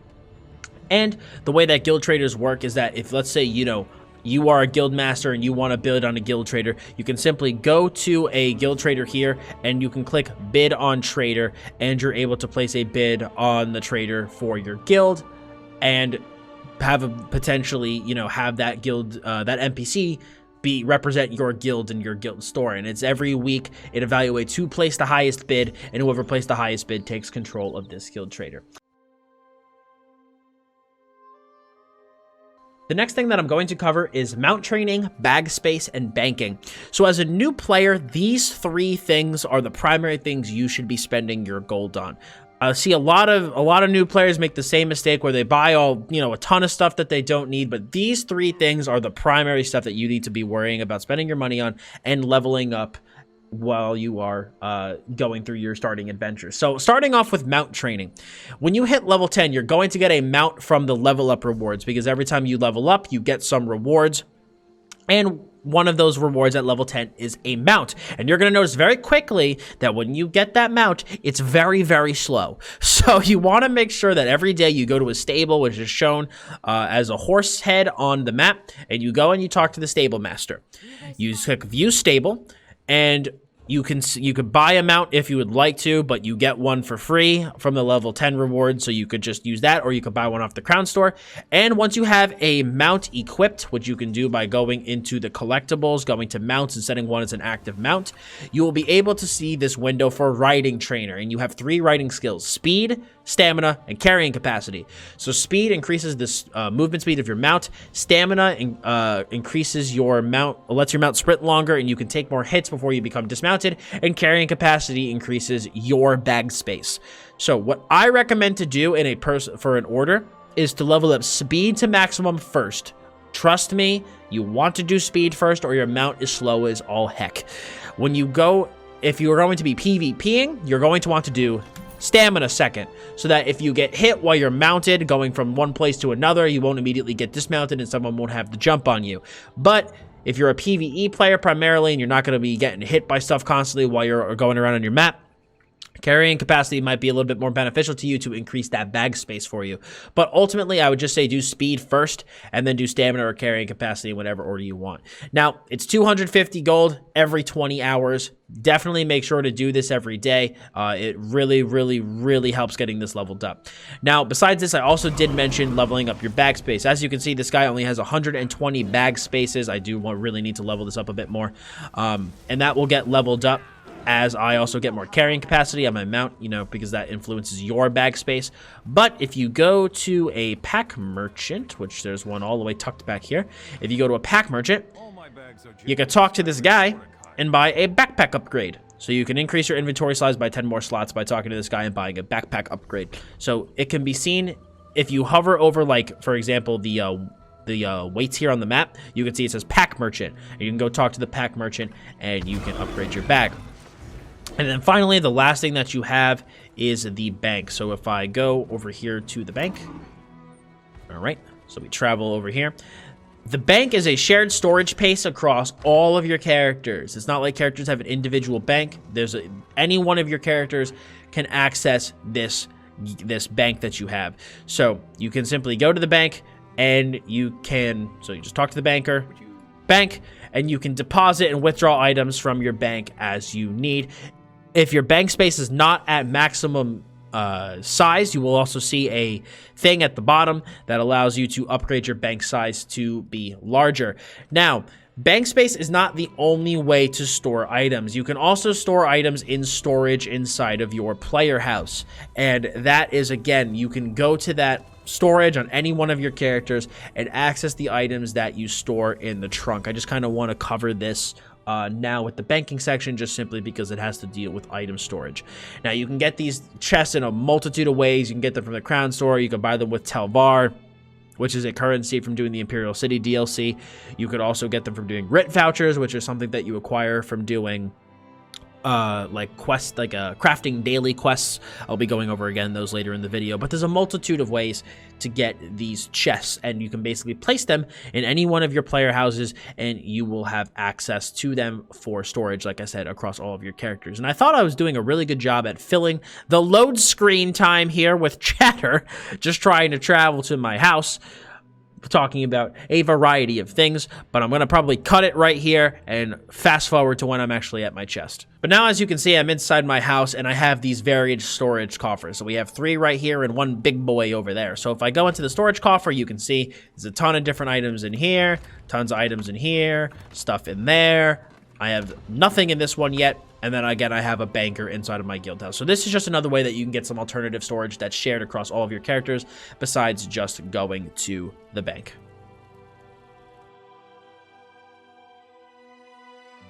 The next thing that I'm going to cover is key binding. So simply by pressing escape and clicking controls, you are able to select whatever key binds you want for various actions inside of the game, up to 4 different types of binds. Now, I do recommend, if you are on PC, getting the Votan's Keybinder add-on, because for whatever reason, ESO does not have an account-wide key binding selection. So if you set up your key binds for one guy and make a second character, you will have to do it all over again. So if you simply use an add-on like Votan's Keybinder, you'll be able to keybind all of this stuff and share it across all of your characters. Now, do not forget, a lot of add-ons do require keybinds to actually be able to appear. For example, the combat metrics, which is the DPS counter that I use, the fight report will not appear unless you toggle a key that will actually make it appear. Same thing with dressing room, which is that add-on I use to switch my gear sets. It won't actually appear unless I bind a key to it. So if you have an add-on and you're like, I can't find it, I don't know where it is, be sure to check the add-on keybinds to make sure that you have a key bound to that specific add-on to make it actually appear. The next thing that I'm going to cover is the outfit station, because we all know that fashion is endgame. So the outfit station is where you're able to customize the appearance of your character, how your character looks, and what their outfit looks like. So you can find it in any major city for the most part, and I'll go show you what the icon looks like. You can find it right here. You can see at the bottom of the Daggerfall Millworks, it says outfit station. And when you go to that outfit station, you are able to use it. And you have to select your outfit to outfit 1. And then you can assign any number of what are called motifs to your gear to make them look a certain way. And motifs are acquired through a variety of ways in the Elder Scrolls Online, and they're tied very closely to your crafting profession. So I will be going over motifs a little bit more in that section, but basically motifs are just things that you collect to make your gear look a certain way. So when you come to the outfit station, any known motifs across your entire account are now accessible at the outfit station. So you can make your helmets, shoulders, weapons, whatever you want, look a certain way. And the cool part is you're not tied to, let's say, a certain weight. So for example, right now this guy's wearing heavy armor. I can make it look like I'm wearing light armor if I want to. I can make my two-handed axe look like a two-handed sword. I can make my one-handed mace look like a dagger. Like you can customize it in that way. No, you cannot make your staff look like a sword. It needs to be of the same skill line. So for example, I can't make my one-handed weapons look like big two-handed weapons. It needs to be across the same skill line. You could also dye your weapon to make it look a different color if you would like. I highly recommend whenever you do the dye, sort by hue and not by rarity. It makes your life infinitely easier. So you're able to dye your armor to make it look a certain way. Now, like I did mention earlier, there is costume dyeing. So this is what my character's outfit looks like, but if I wanted to, I could wear a costume instead that would overwrite my character's outfit. So if I wanted to wear the Nord hero armor, I could put on the Nordic hero armor, and as you can see, it overrides my current outfit. And now if I wanted to change the colors of this as an ESO Plus member, I could go to costume and hat dyeing, and I could dye my outfit whatever color, or my costume whatever color I would like. Now do keep in mind that every single time that you change your outfit and make a change, it either costs gold or outfit change tokens, which can be purchased on the Crown Store.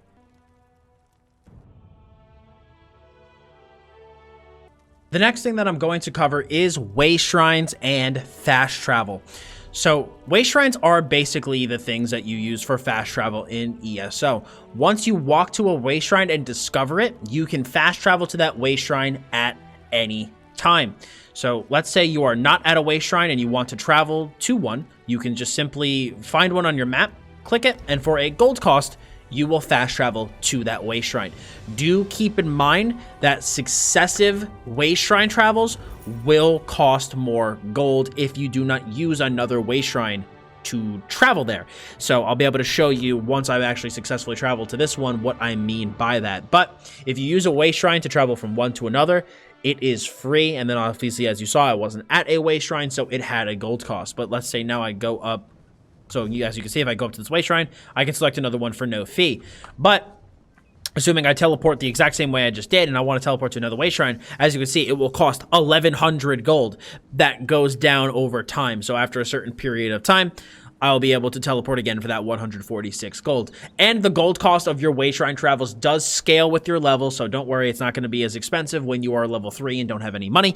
So the higher level you get, the more that those wayshrine travels will cost. But wayshrines are not the only way to fast travel. There's a couple cheeky ways that you can fast travel. So for example, if you are in a guild, you can look at any one of your guild members, right? So let's say I want to travel to Deshaun. I can right click this member in my guild and click travel to player. And of course, as soon as I did that, he went somewhere else. So if I click travel to this guy, I'll be able to travel to this guy for free.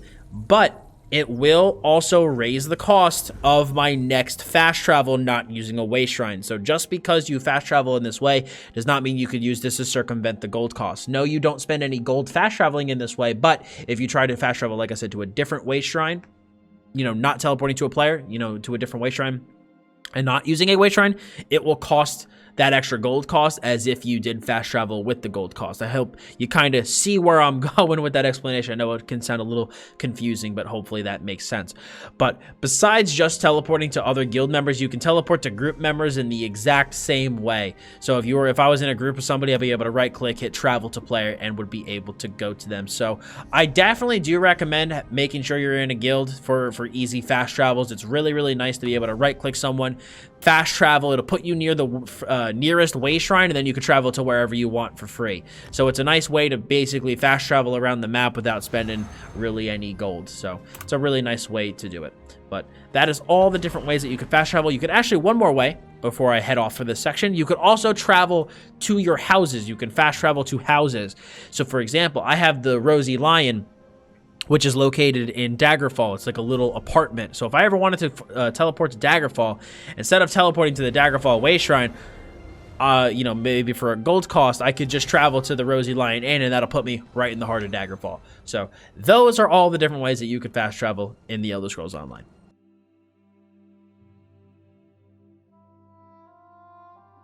The next section that I want to cover is the max level, CP, and scaling. So in the Elder Scrolls Online, you're going to, as you level up, you're going to be going through level 1 through 50. And then the second you hit level 50, you are going to then enter the end game progression system called champion points. And then you will hit CP10, giving you some champion points to use in each of these 3 categories. Now, one thing that I also want to mention is that ESO does have scaling in the game, where the world will scale to you up until CP 160. So let's say you're level 45 and you want to play with a friend that's level 32, you guys can absolutely do that together because the game will appropriately scale to your guys' levels, which is really, really cool. It makes it easy for people to play together. And all of this, though, causes scaling, like I said, up till CP 160. Now, CP 160 is an important number because that's also where gear stops getting better. So you're going to notice that as you're getting more gear, the gear has levels that, are between, level 1 and champion point 160. And as you level up, you'll notice that gear scales, and that, as you pick up more pieces as you're leveling up, they'll always be your level. But that, like I said, stops at CP 160, which I really do like with the Elder Scrolls Online, because that means there is no continuous gear treadmill. Once you are CP 160, you have the maximum level of gear, and you will have that CP across your entire account, by the way. So because champion points are account wide, so you can start earning max level gear for your entire account, because gear can also be shared between characters, which I think is super, super cool. And you don't have to worry about them ever changing this value. With the way that the ESO scaling works in the game, there really wouldn't be a point for them to change this. So CP 160 will always be our gear cap, which I think is really cool. But they did overhaul the CP system in Flames of Ambition, which was the patch that came right before Blackwood. Now, if you want a deep dive into the champion point system, you can feel free free to click the link in the description below. I have a deep dive guide into it, but I do just want to give you guys a brief overview here for the complete beginner guide so that I can, you have a rough understanding of how this system works. So like I said, once you get past level 50, you are going to be earning champion points now every time you level instead of regular levels, with the colors alternating between red, blue, and green. Now, in general, red champion points tend to kind of favor your recoveries, reducing the cost of core combat skills, and some more defensive type mechanics. On the flip side, you got your warfare. This includes most of your offensive and defensive champion point bonuses. You also get these passive bonuses from here. Like I said, this is more for kind of like sustain for your resources and reducing costs, while this is actually more offensive and defensive. And then crafting is actually more of an RP type of line, where you have some quality of life stuff in here. You have things specifically related to like thieving and stuff with the Dark Brotherhood, so like the justice system and murder if you're so inclined. But this is basically like a quality of life type of line here. Now, as you earn champion points here, this is going to look a bit confusing, but if you reading the tooltips will be really important here, because if you read something like Eldritch Insight, as we put points into this, we are going to gain maximum magicka, and this is passive. As we put points into this, we are just gaining that magicka. Hooray, it's nice. It's a nice passive bonus that we have. But you're probably wondering, well, Dots, what is that bar at the top? There are certain champion points that you actually have to slot them in order for them to become active. So for example, if we look at my unassailable star, this reduces the damage taken from area of effect attacks by 2% per stage, and this has 5 stages every 10 points for a total of 10%. And so for this to be active though, I need to drag it up to this champion point bar, because if we look over here with Arcane Supremacy, if I was to put points in here, look at that line at the bottom. It says add to champion bar to activate. So if I don't add this to my champion point bar, I will get no benefit from this star. So that means that there's going to be a different combination of stars that you want that give you all of your passive bonuses. For example, Blessed is a passive star, Eldritch Insight's a passive star, Tireless Discipline, etc. As you look through, like I said, if it doesn't say that you need to add it to the champion bar to activate it, it is passive. Okay, and then like I said, you could have up to 4 slotted stars for each category. That will obviously vary based off of your role, whether or not you're PvPing, PvEing, or maybe playing solo. It's the same type of thing for red. As we can see, this reduces the cost of roll dodge. This reduces the cost of that CC break. It's just called break free. We also have something like this over here. This reduces the cost of block. While if we look at one of my slottable stars, this gives me more health, magic, and stamina recovery, and I have to actually slot this in order to gain it. And at the moment, like I said, you can only slot 4 per color. You'll notice that some of these values are slightly different. They did also reduce the amount of bonus that you gain from some of these stars, these passive ones.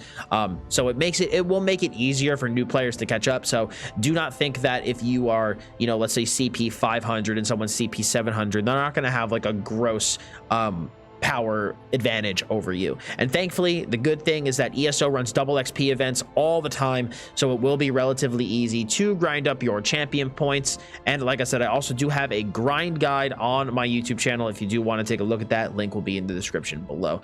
Something else to note with the champion point system though is that you do need to gain the points in a certain order. So for example, you're going to notice that you will only start with these couple of passive stars. Now once you put points into them, you see that they have these lines that connect to other stars. Now you need to hit at least 1 stage in a star, boom, to be able to unlock the stars next to it. So now I could put points into Bless. So for example, if I want to access all these points up here, I'd have to get 1 stage of Bless, and bam, I can get these stars up here. Now you're going to notice that there's a couple of these like sub trees in here. So for example, I have 10 here, but I have this sub tree here before I can get to these 3 stars. So we just go into here, and again, same thing. You just need 1 stage. So we'll get the 1 stage of offensive penetration, and then I can unlock these other sub stars, or I can go back up, and I now have access to these 3 stars over here. So that's just something also to keep in mind with actually when you start placing your champion points, to try to place them in an order that allows you to unlock the bonuses that you would like to unlock.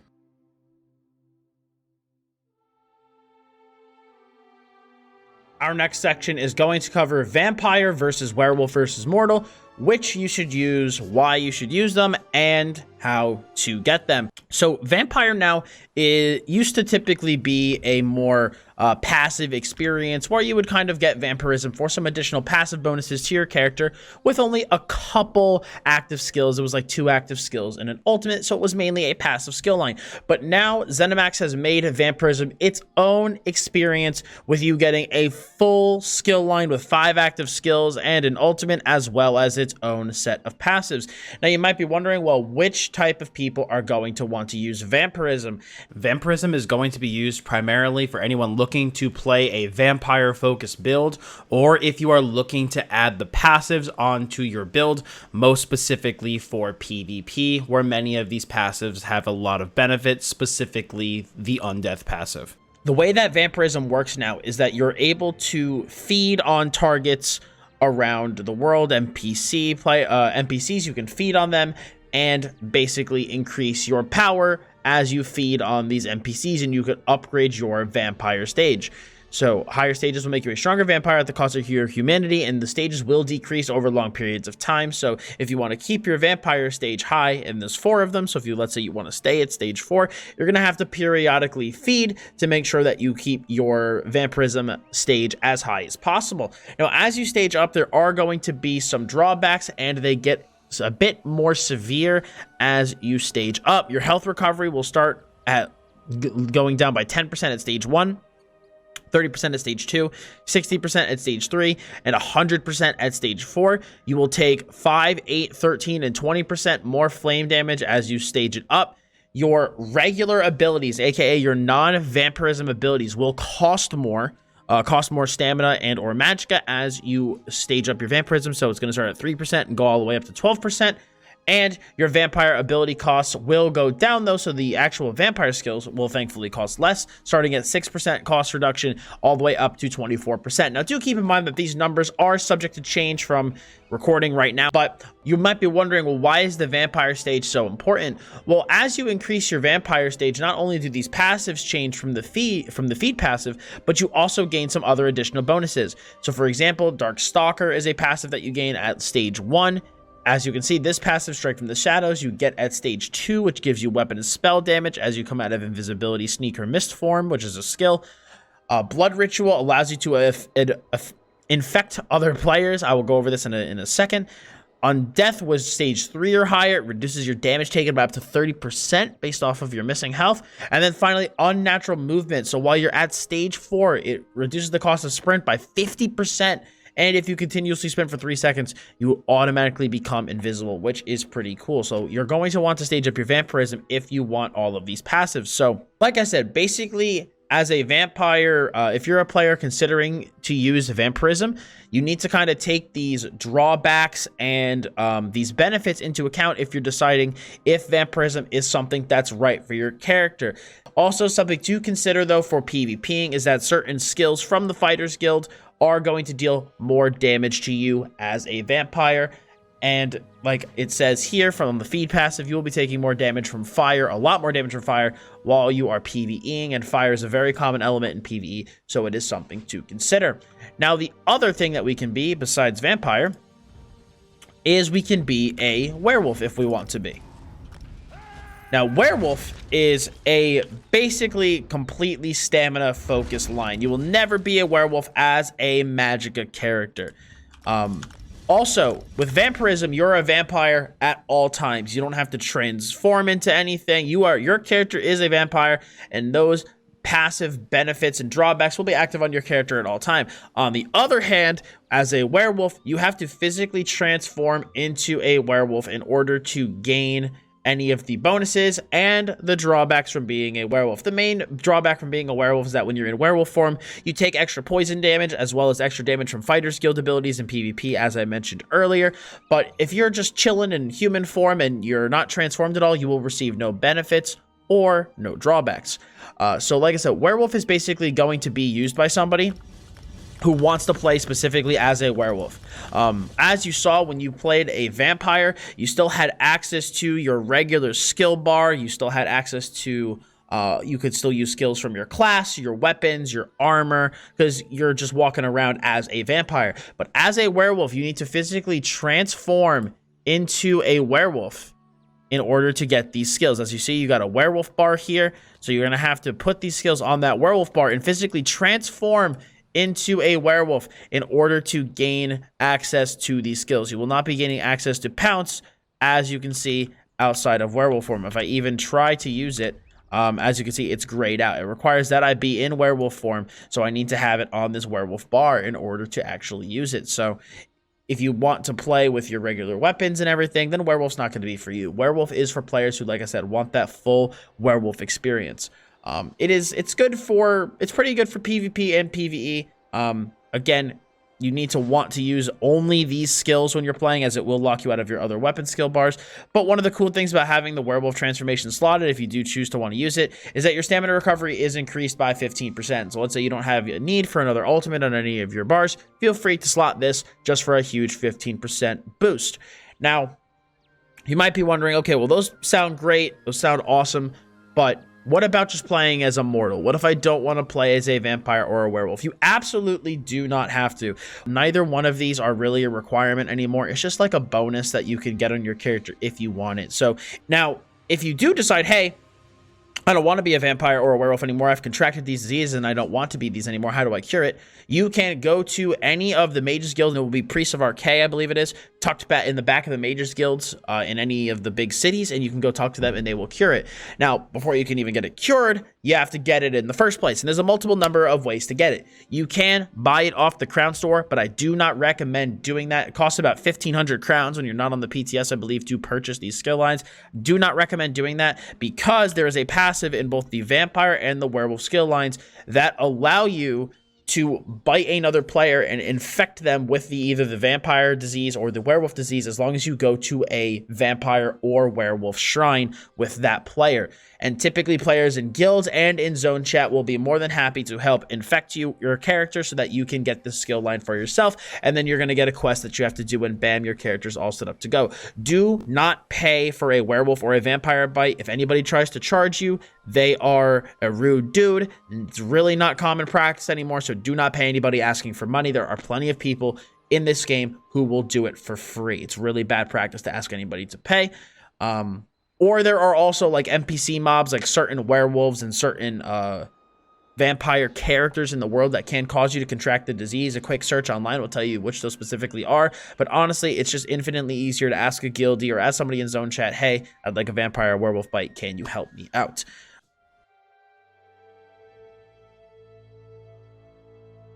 The next thing that I'm going to cover is rededication shrines, aka character respeccing. One of the biggest questions I get is, Dots, I placed a skill point where I don't want it. Is my character ruined? Do I have to delete it and start over? No. You can respec and move your points around by coming to one of these shrines inside of any of your capital cities. So I'm talking Mournhold for the Ebonheart Pact. We are talking Elden Root for the Armory Dominion, as well as Wayrest for the Daggerfall Covenant. And when you go into, you can see on the map here, there's this symbol, rededication shrine. You will see these 3 shrines, and these shrines will basically allow you to redo your points. So I'm in Mournhold right now, and the specific shrine names are different based off your capital. But if I go to the Shrine to Stoon, I can make a donation, a generous donation, to redo my skills or just my skill morphs. Now, the way it used to be is if you wanted to redo your skills, it would basically wipe out all your skill points and you'd have to redo everything again. But now if you want to redo your stuff, you hit, let's say, skills, and you can pick and choose which points you want to change, how you want to move things around. And then when you can confirm, you can just pay a modest gold fee and you will be able to redo your points. Now, do keep in mind, the more skill points you are redoing, the greater the cost, which is why, you know, if you want to redo your skill points at level 7, it's not going to be 11,000 gold for you. It's the more points you have and the more points you will actually be reassigning, the greater the gold cost. Now, if I also go to, I don't want to talk to you again. If I also want to go to here, the Shrine to Kine, I could redo my attribute points if I so desired. And then finally, the Shrine to Mara is basically used for marriage in the game. So let's say you guys have a scroll of Mara, and you and another character come to the Shrine of Mara. You two can get married, and you'll also get Rings of Mara, which also give you a 10% XP boost. But that is the rededication shrine and how you redo your points. The next thing that I'm going to cover is dungeons in the Elder Scrolls Online. So dungeons are 4-player instances that have 1 tank, 1 healer, and 2 DPS, and you unlock these at level 10. And there's a ton of different dungeons in the game. There are 2 difficulties as well, normal difficulty and veteran difficulty. So you can think of this as kind of like a normal dungeon and a heroic from World of Warcraft. So when you are lower level, obviously you will only have access to some of these normal dungeons, and then as you begin to progress into your champion point levels, you will unlock some of these veteran dungeons to do as well. But like I said, they're just 4-player instances where you go and it's like a dungeon from any other MMORPG, where you go and you fight ad packs, you fight your bosses. Finally, you have your big final boss, and boom, you get some rewards from it.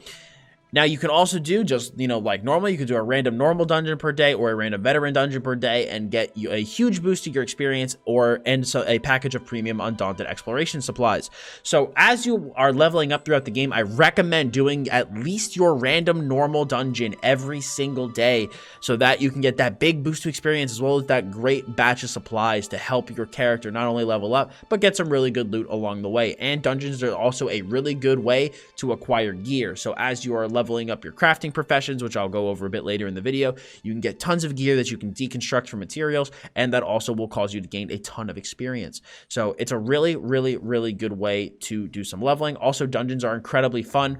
The veteran dungeons, also the final bosses, all have a hard mode, so you can basically increase the final difficulty of the final boss, which will give you an extra challenge if you and your team want to take it on. And especially the dungeons that come out in the DLCs a couple times a year, those ones tend to be the most challenging of all, and will push you and your group mates to the limit in terms of actually fighting stuff and working together. So, like I said, 4-player dungeons, 1 tank, 1 healer, 2 DPS is the traditional makeup of a group, and it's your normal dungeon from any other game. You can also queue up for the dungeons themselves, so you can queue up for individual specific dungeons if you would like, or like I said, just toss yourself into the random queue. But you could also travel to the dungeons manually if you so desire. You can see them on your map. For example, there's Darkshade Caverns 1 and 2 here. So if I wanted to, I could travel to this dungeon with my group without going through the queue system. Now, something else to note. I got this asked a lot in my streams, and I actually wanted to amend this to this section before I move on. There is no maximum number of times you can run a dungeon in a day. You can do a dungeon an unlimited amount of times if you want to. It's not like WoW where you can only do a dungeon X number of times per day, or you get raid locked out of trials or anything, which I'll cover in the next section. You can do trials and dungeons as many times per day as you'd like.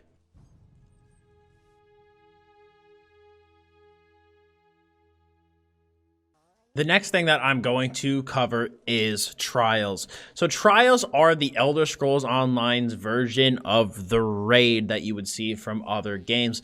So the way that trials work in ESO is that there are 12 members in a trials group, and the ratio of tanks to healers to DPS does kind of vary from trial to trial. But the general rule of thumb is going to be 2 tanks, 2 healers, and 8 DPS. Some trials require 3 tanks, some trials only require 1, and you kind of flex in and out the DPS as needed. But they are 12-man groups, so it's basically like, for those of you who have no idea what a raid is from another game, it's basically like a hard dungeon that I described in the previous section.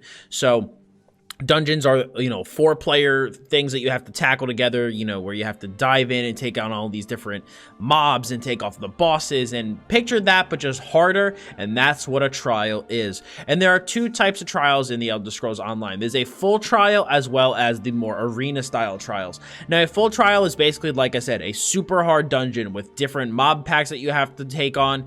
You have different bosses that you have to fight, etc. The arena trials, on the other hand, generally have no to minimal ad packs and mainly focus on the boss fights. And for those trials, you can choose to either take on each boss individually or go straight to the final area and fight all of the bosses at the same time. So obviously the higher number of bosses you choose to fight in that final fight, the harder that encounter will be. Now, there is no queue system for trials like there is for dungeons. You basically just have to find a guild or a group and get together and go and do the trials. And obviously, finding a guild is a really easy way to get into trials. Or you could go into Craglorn Zone Chat and ask for ask for people to run trials. There's always pickup groups going. And also similarly to dungeons, there is a hard mode for the veteran modes. There's veteran and normal trials. And the hard mode for veteran is exactly what it sounds like. The final boss will be much more difficult, have more mechanics, have more health, more damage, etc. that you have to take on. So, like I said, trials, 12 members. Usually it's 2 tanks, 8 DPS, and 2 healers. And it is basically your raid for the Elder Scrolls Online.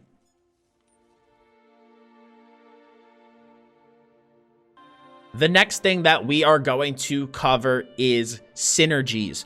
So synergies are ways that group members can interact with certain skills casted by allies. So just to show an example of that, we have the Standard of Might from the Ardent Flame line of the Dragon Knight class. And if you look at that last paragraph, it says, an ally near the Standard can activate the Shackle synergy, dealing 10k flame damage to enemies in the area and immobilizing them for 5 seconds. So basically, it's just a way that allies can interact with skills that you cast. Now, not all skills have synergies. It will denote in the tooltip whether or not it has a synergy, and basically like a prompt will come up on your ally screen that says, you know, it'll say like the default keybind that you have, and it'll say shackle, and you can click it and it will use the synergy. So I absolutely recommend using synergies when they pop up, since they just add a ton more damage to your group, as well as can also offer some defensive properties or resource sustain. The next thing that I'm going to cover is the justice system inside of the Elder Scrolls Online. So just like other Elder Scrolls games, you don't always have to be the hero and be the good guy. You can go on a large murdering spree or become a thief and steal stuff from people, and generally be a more villainous type of character. But obviously, if you do that, it will come with some consequences. So if you trespass and get caught by somebody, or if you steal something, you will accrue a gold bounty, and the item that you steal will be marked as a stolen good. Then if you get accosted by a guard, you could either choose to fight and flee, or you can just pay the bounty and lose those stolen goods. But doing other things, like obviously murdering somebody in the center of a town where everyone sees, will cause the guards to be attack on sight. Your bounty will be a tad bit higher, and you will have to basically die at that point in order to clear your bounty, or wait until the attack on sight goes away, and then you'll just be accosted like normally. Now, don't think that just because if you choose to get killed by a guard, you save the gold. If you do die with that bounty on you and you have the gold available, the gold will be taken from you automatically. And the guards are insanely hard to kill. You're not going to be soloing any guards. They are basically impossible to kill. So yeah, you need to keep that in mind. But if you get this huge bounty, or you get all these stolen goods and you want to actually do something with them, there is a place you can go to, and that is the Outlaws Refuge, which is noted by this icon on the map. So if you go to the Outlaws Refuge, there are fences in the Outlaws Refuge that you can talk to, that you can sell your stolen goods to, because just like in Skyrim and other games, your more trustworthy merchants don't want your stolen items. But if you want to sell them to a fence, you can absolutely do that to get some gold for those items. Or you could also launder the items and keep them for yourself.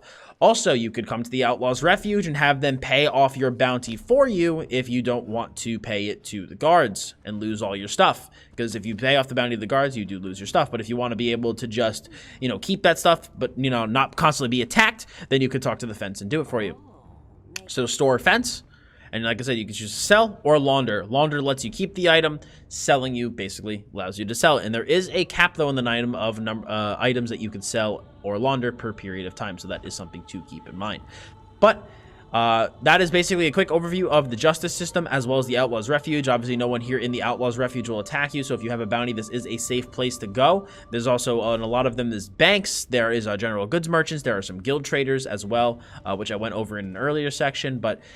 And do keep in mind that certain necromancer skills will anger justice NPCs and cause you to be attacked on sight and accrue a bounty. But those skills have a note on them that tell you whether or not it will cause you to anger a justice NPC.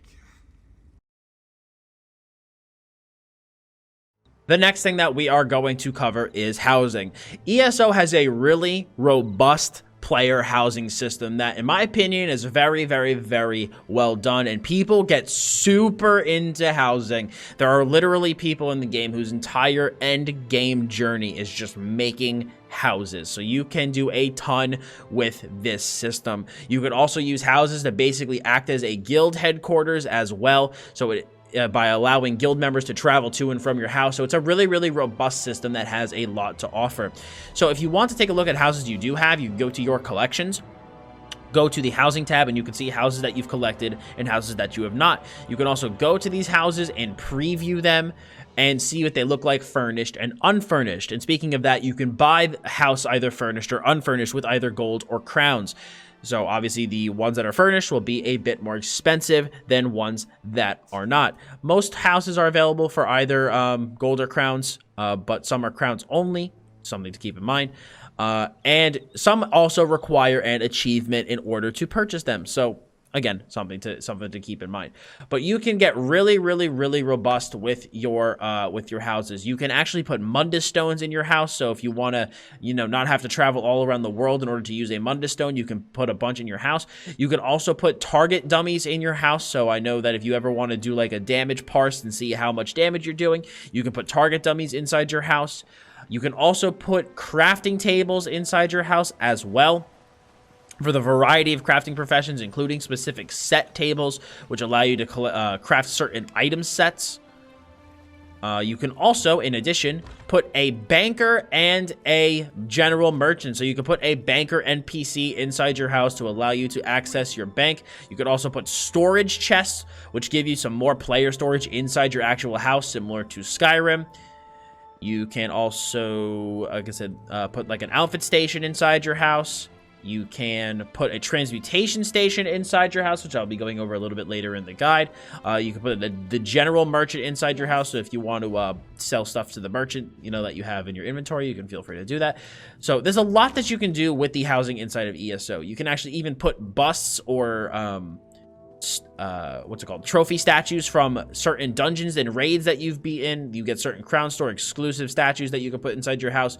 You could also get a music box that will play certain songs from the Elder Scrolls Online's soundtrack. There's just a lot of different stuff that you can get. You can really get crazy with customizing your house. But like I said, you want to check out the if you want to also get a free apartment, you can get a free one as well. There will be something on the Crown Store. It's like a free brochure that you can get. If I go to my quest log, I should still have it on this guy. It's called, I believe it's called A Friend in Need. So if you see that quest line in the Crown Store, you can get a basic apartment in a city for free. But like I said, some of these more larger houses are going to have a gold cost or cost crowns. But you can get really in depth with your ESO player housing, and there's a lot of variety and customization at your fingertips.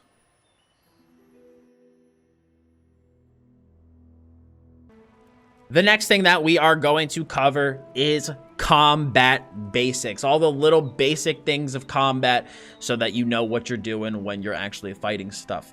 So a lot of mistakes that I see people in ESO make, especially when they first start, is they literally only use what's called light attacks. It's just like left-clicking your mouse, and this is all they do. They think it's like Skyrim, and they just left-click until the cows come home. Okay? There's more to ESO combat than just using light attacks. There are also skills that you have at your disposal, which you can see on my bar here at the bottom. So you can combine light attacks and skills to do a variety of different things, place dots on people, have good direct damage, stuff like that. In addition to light attacks will obviously deal some damage. They will proc any enchants that are on your weapon. So as you can see, this guy has a flame enchant on his front bar staff. And it will also cause you to generate ultimate, which is the resource to cast ultimates. So constantly putting light attacks inside of your rotation is extremely important. Now, let's say, for example, let me burn some of my magicka here. Let's say you burn your magicka really, really low, okay? And you're like, man, I don't have enough magicka to cast my skills. I'm not sure what to do. You can do a heavy attack, which you charge up by holding the left click and letting it go all the way through. And as you can see, you gain resources. Now, staves will cause you to gain magicka, while melee weapons and bows will cause you to gain stamina upon their heavy attacks. You can also do a medium attack, which is like a halfway in between a light and heavy attack, so it does slightly more damage than a light attack, but doesn't restore the resources like a heavy attack does. You also have blocking, Blocking is done by holding your right click and will mitigate damage coming into you, as well as block many projectiles and CCs. So using block at key times is really important, but do keep in mind that blocking does cost stamina as well as stop your stamina regeneration. So as you can see, my stamina is regenerating a little bit here, but if I block, it stops. So you can't just sit and block forever and have your stamina continually regenerate. It will stop regenerating while you're inside a block, and obviously once you are out of stamina, you can no longer block. You can also do a dodge roll. So dodge rolling will allow you to basically do exactly what it sounds like. Dodge incoming attacks. So if someone's trying to hit you with a long-ranged attack or hit you with a hard-hitting melee attack, you can dodge roll it and it will cause you to take no damage from it, but you will obviously have to spend some stamina in order to do that. And more concurrent dodge rolls will cost more and more. So you can't just, again, roll across the entire map. The more you dodge roll, the more the cost is increased until these little green swirlies around your feet, when they go away, then your dodge roll is back to a normal cost. So we have light attacks, heavy attacks, medium attacks, blocking, dodge rolling, and also you have jumping, so you can jump around. You also have bashing, aka interrupts. So let's say you're going against a target here and you see some kind of like lines flaring out from the center of their body. You can do what's called a bash and basically interrupt their cast. Bashing again costs stamina and will prevent them from casting the skill that they are doing. Bashing is also the exact same key for CC break. So let's say your character is stunned and you press the bash key or the interrupt key, which is known by as the keybind.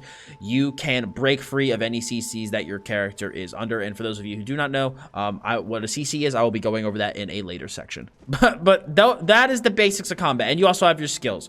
So that is the basics of combat. You want to, use all of these things together in order to create a basic flow of combat. Now, we're going to get into a bit of an advanced tactic in the next session, which is called animation canceling, but I recommend that everyone learn animation canceling from their first starts inside of ESO so you can build good habits while going through your questing journey so that come endgame, you will be ready to play at the best of your abilities.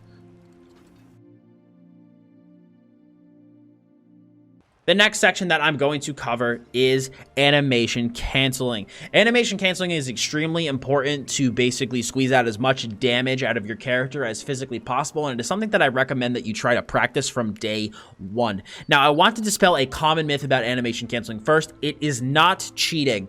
Plenty of games have animation canceling in them, and I'm not sure why there's this huge belief that in ESO it is considered cheating. When the game was originally designed by ZOS, animation canceling was not an intended feature that they had, but when they built their engine and put it together, they noticed that animation canceling was a thing, and instead of trying to remove it, they just embraced it and realized that it basically adds a certain skill cap to their combat and allows you to, the best of players, to make and complete multiple actions with inside a global cooldown.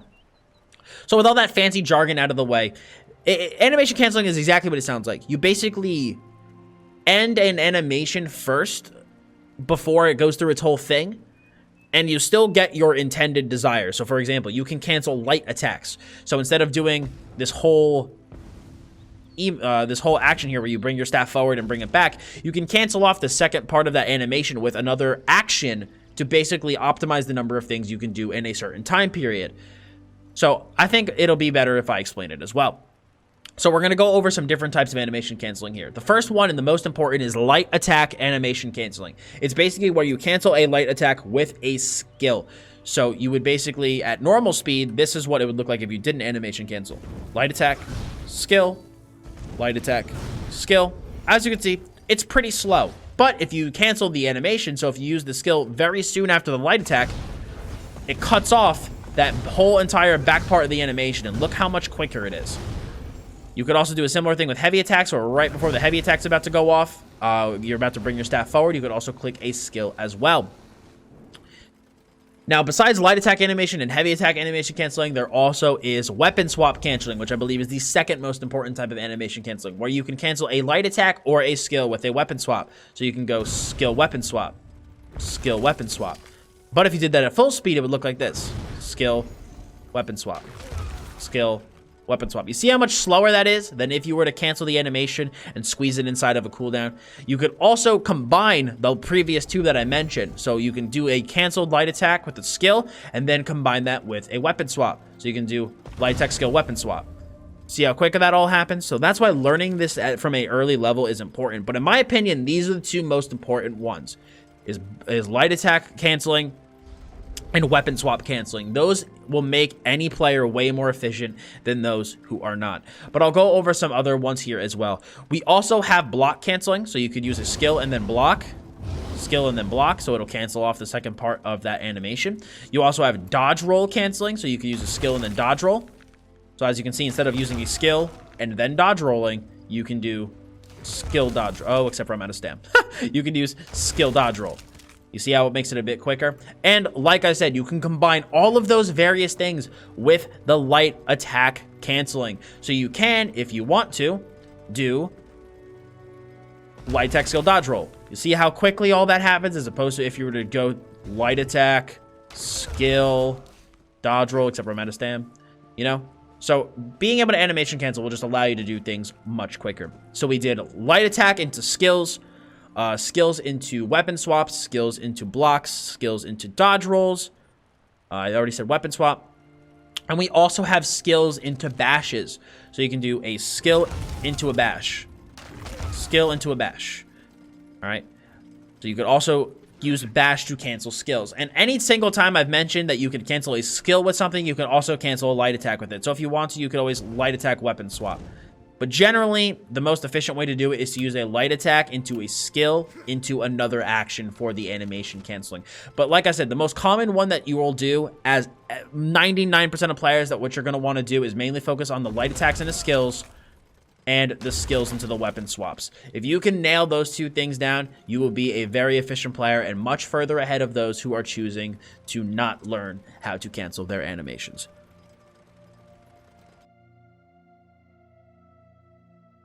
The next thing that I want to cover really quickly is soul gems and why they are so important. Now, you get soul gems from doing a wide variety of things, from completing dungeons to getting it in your undaunted package from your random normal per day.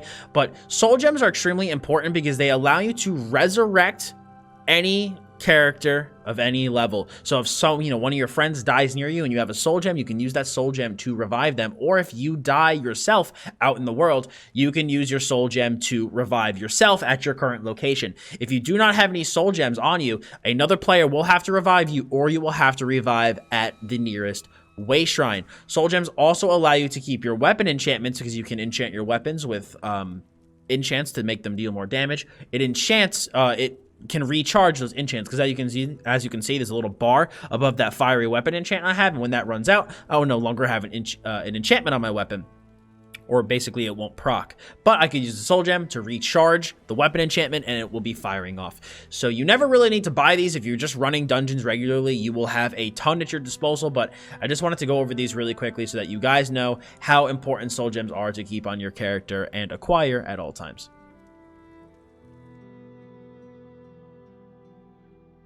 This next section is going to cover a lot of different things. We're going to be going over the basics of crafting, certification, research, set bonuses, and motifs. So the first thing we're going to start with is the crafting basics. There are a total of 7 different crafting professions in the Elder Scrolls Online. We have alchemy, which deals with the creation of potions, blacksmithing, which deals with heavy armor and metallic weapons, clothing, which deals with medium and light armor, enchanting, which deals with creating enchants for armor, weapons, and jewelry. Jewelry crafting, obviously, is the crafting of jewelry. Provisioning is the creation of buff food and buff drink. And we also have woodworking, which is the creation of staves and shields. Now, to unlock any of these crafting professions, the best way is to just go to a town and interact with the various crafting tables. Once you interact with these crafting tables, you will unlock that crafting skill line, and you can see everything for the skill line in terms of the passive bonuses that you can unlock.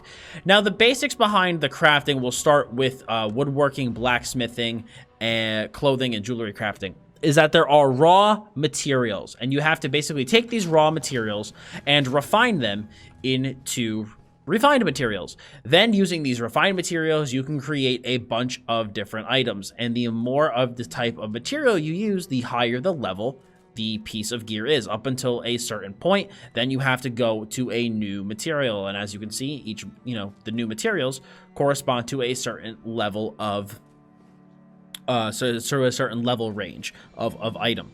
Then, once you have the refined materials and you choose what type of item you want to make, you have to use a style material. And the style material determines what the actual gear piece looks like. And that's where motifs come in. Motifs are basically these little chapters or books that you have to read that make certain gear pieces look a certain way. So, for example, if I have the Armory Dominion style, I can craft gear that looks of the style of Armory Dominion. But I have to use the actual motif to learn the style and then use the style material to create a piece in that style. Also, once you learn a motif from a certain crafting style, you can then use that motif in the outfit system, which I went over in an earlier section, and that will be unlocked across your entire account. And you do not need the style materials for that. You just simply need to, obviously, like I went over in that section, pay some gold. But if you want to actually craft a item looking a certain way, then you need the style material. After that, you have trait material. So you can craft gear with a certain trait. Now, traits I went over a little bit earlier basically are kind of bonuses that your weapon or armor gives to you. Now, to create an item of a certain trait, you need to have the actual trait material, and you can create the item of that trait. But even before that, you need to do what's called research, and you need to research that gear trait in order to be able to craft with that gear trait. Now, to research an item, you need to basically acquire an item with the gear trait that you want to research. So let's say training, for example. If I want to create a training bow, I need to acquire a training bow and then basically bring that bow to this crafting table, go to the research tab, click on the training, it'll say researchable over here, and then I can research training for bows, but it will destroy that bow in the process. So it's really important though early on to save up as many different items for researching as possible, because doing research from day one is incredibly important. And the reason being is that the research timers get very, very long the more traits you have researched. So for example, the first trait might only take 6 hours, the second one might only take 12, but your final trait for a certain gear type will take up to 30 days in order to research. So it's extremely important to get this started as early as possible, as well as keep a banked to keep items banked to research, because you can research items straight from the bank. It's not like you have to have all this stuff sitting in your inventory at all times. Now, research and knowing gear traits also goes hand in hand with creating set bonuses. Now, what are set bonuses? So set bonuses are exactly what they sound like. Bonuses that you get for wearing more than one piece of a set. So for example, my Magic Dragon Knight wears Burning Spellweave. If I wear one piece of Burning Spellweave, I don't get any benefit besides just the trait and the enchant. If I wear 2 pieces, I get a line of maximum magicka. If I wear 3 pieces of Burning Spellweave, I get spell damage. If I wear 4, I get spell critical. And if I wear 5 pieces of Burning Spellweave, whenever I deal damage with the flame damage ability, I have a 15% chance to apply the burning status effects to an enemy and increase my spell damage by 507 for 8 seconds. And this is a set that I got from a dungeon. But you can also craft gear items with gear set bonuses. But in order to craft an item with a certain gear set bonus, you need to have a certain number of traits known. So for example, if I wanted to create a set of the Julianos gear set, which gives 2 lines of spell critical, a line of max magicka, and a big line of spell damage, I would need to have 6 traits known for every single gear piece that I was trying to create with Julianos. So for example, if I am trying to craft that, we'll just use woodworking for our example here. If I was trying to create a Julianos Inferno staff, I would need to have 6 different traits known to even be able to create a Julianos staff in the first place, and then actually have the trait that I want to create the item with known. If I wanted to create an ice staff, I would need to have 6 different ice staff traits researched, etc., etc. So that is why researching from the beginning is extremely important. And research also plays into the transmutation system, which I will be going over a little bit later in this video. Now, in terms of certifications to get certified in a certain crafting profession, this will allow you to do a daily quest called a writ. And a writ basically gives you inspiration points, which allows you to which is basically the experience line for crafting. Gaining inspiration means that your crafting gets leveled up. And if you do these writs daily, they will give you some, they'll cost some materials, but they'll give you some gold back, some other materials and stuff, and it'll give you that inspiration points. And it also, when you do the training for the certifications, you learn the basics about the different types of crafting professions. So I would recommend going to the Mages Guild and talking to Danelle Toleno in order to get the research, in order to get certified for alchemy, provisioning, and enchanting. Then you can go to Milleneth of the Fighters Guild to get certified for woodworking, blacksmithing, and clothing. And then you can go to the Writ area inside of Alinor in Somerset in order to get, there'll be an NPC there that will have a quest that will give you the certification for jewelry crafting, and you can learn the basics about the different professions there. But so that, you know, I explained how woodworking, blacksmithing, and clothing work. They all work relatively similarly. The way that alchemy works is you need to simply combine multiple ingredients together as well as a solvent in order to create a potion. So very, very simple.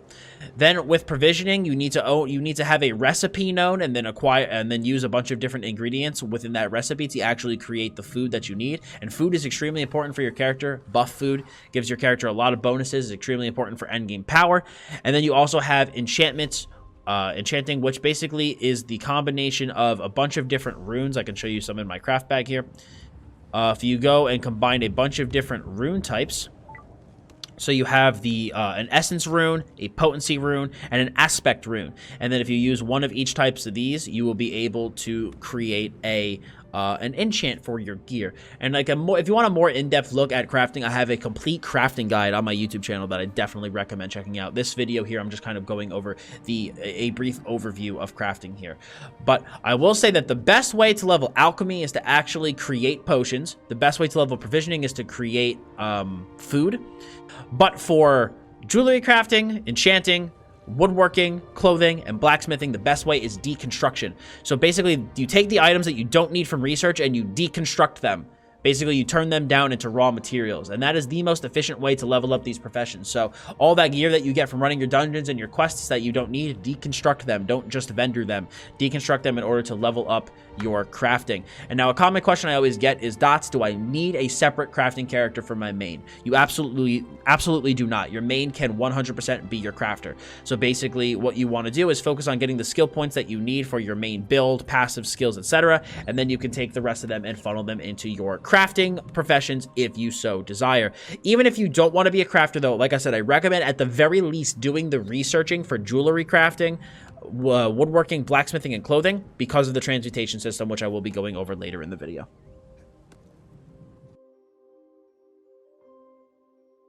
The next thing that we are going to be going over is consumables and quickslots.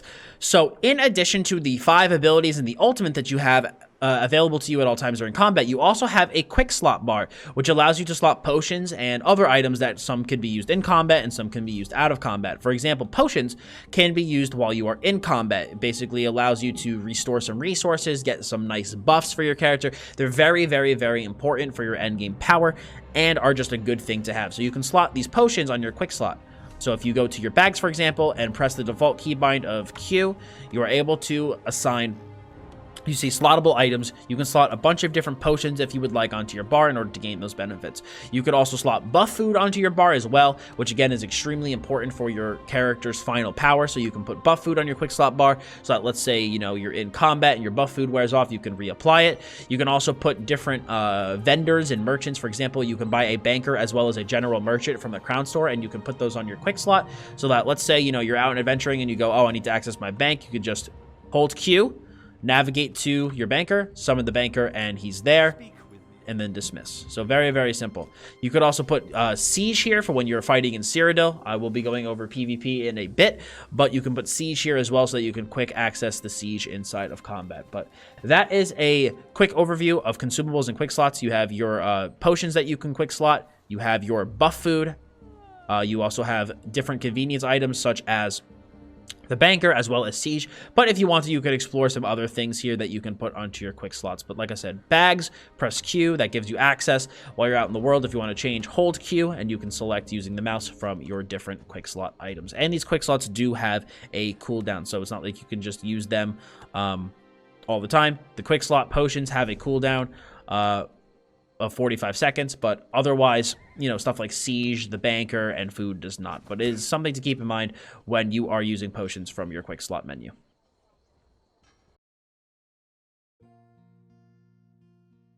The next thing that I'm going to cover is the major minor buff system in the Elder Scrolls Online, and this is a very important system to understand if you want to know how buffs and debuffs work. There's two types of buff types and two types of debuff types. We have major and minor. Major, it basically is a lot of an effect, and minor is basically just a little of an effect. But you can only have one instance of any particular major buff on you at the same time, just as you can only have one instance of any minor buff on you at the same time. And I think a better way to explain this would be to actually give you an example. So if we look at volatile armor from my draconic power skill line from being a dragon knight, when I cast a skill, I get major resolve and major ward, which increases my physical and spell resistance by 50 to 80 for 20 seconds.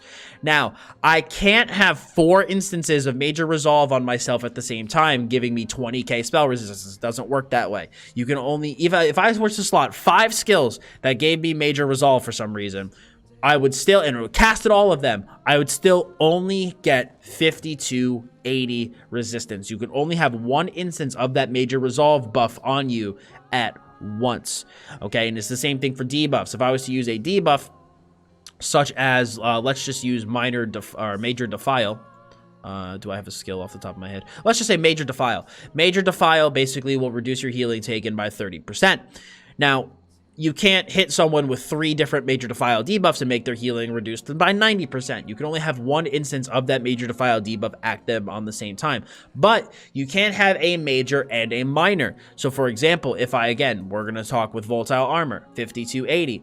I could also have minor resolve and minor ward, which increases my physical and spell resist. I believe it's like 1320 or 1380. So it's basically like a smaller version of this major buff, but you can have major resolve and minor resolve, or major ward and minor ward. But similarly to the major buffs, you cannot have, 15 different minor wards running on you at the same time. Only 1 instance. So if it's a name, so do keep this in mind that if it is a named buff, like this, you can only have 1 instance active on your character at the same time. And it's extremely important to optimize your character by not overlapping with these major and minor buffs.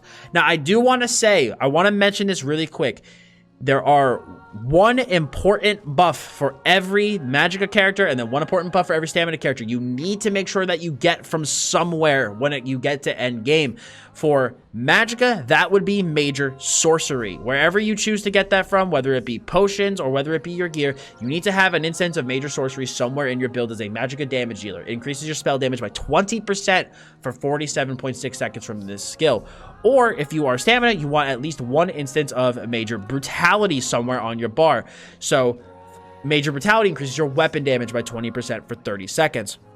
It is incredibly crucial to your build to make sure that you have at least a form of this somewhere in your build. So something to keep in mind while you are playing. But that is just a quick overview of the major and minor buff system, and hopefully you guys understood how that system works.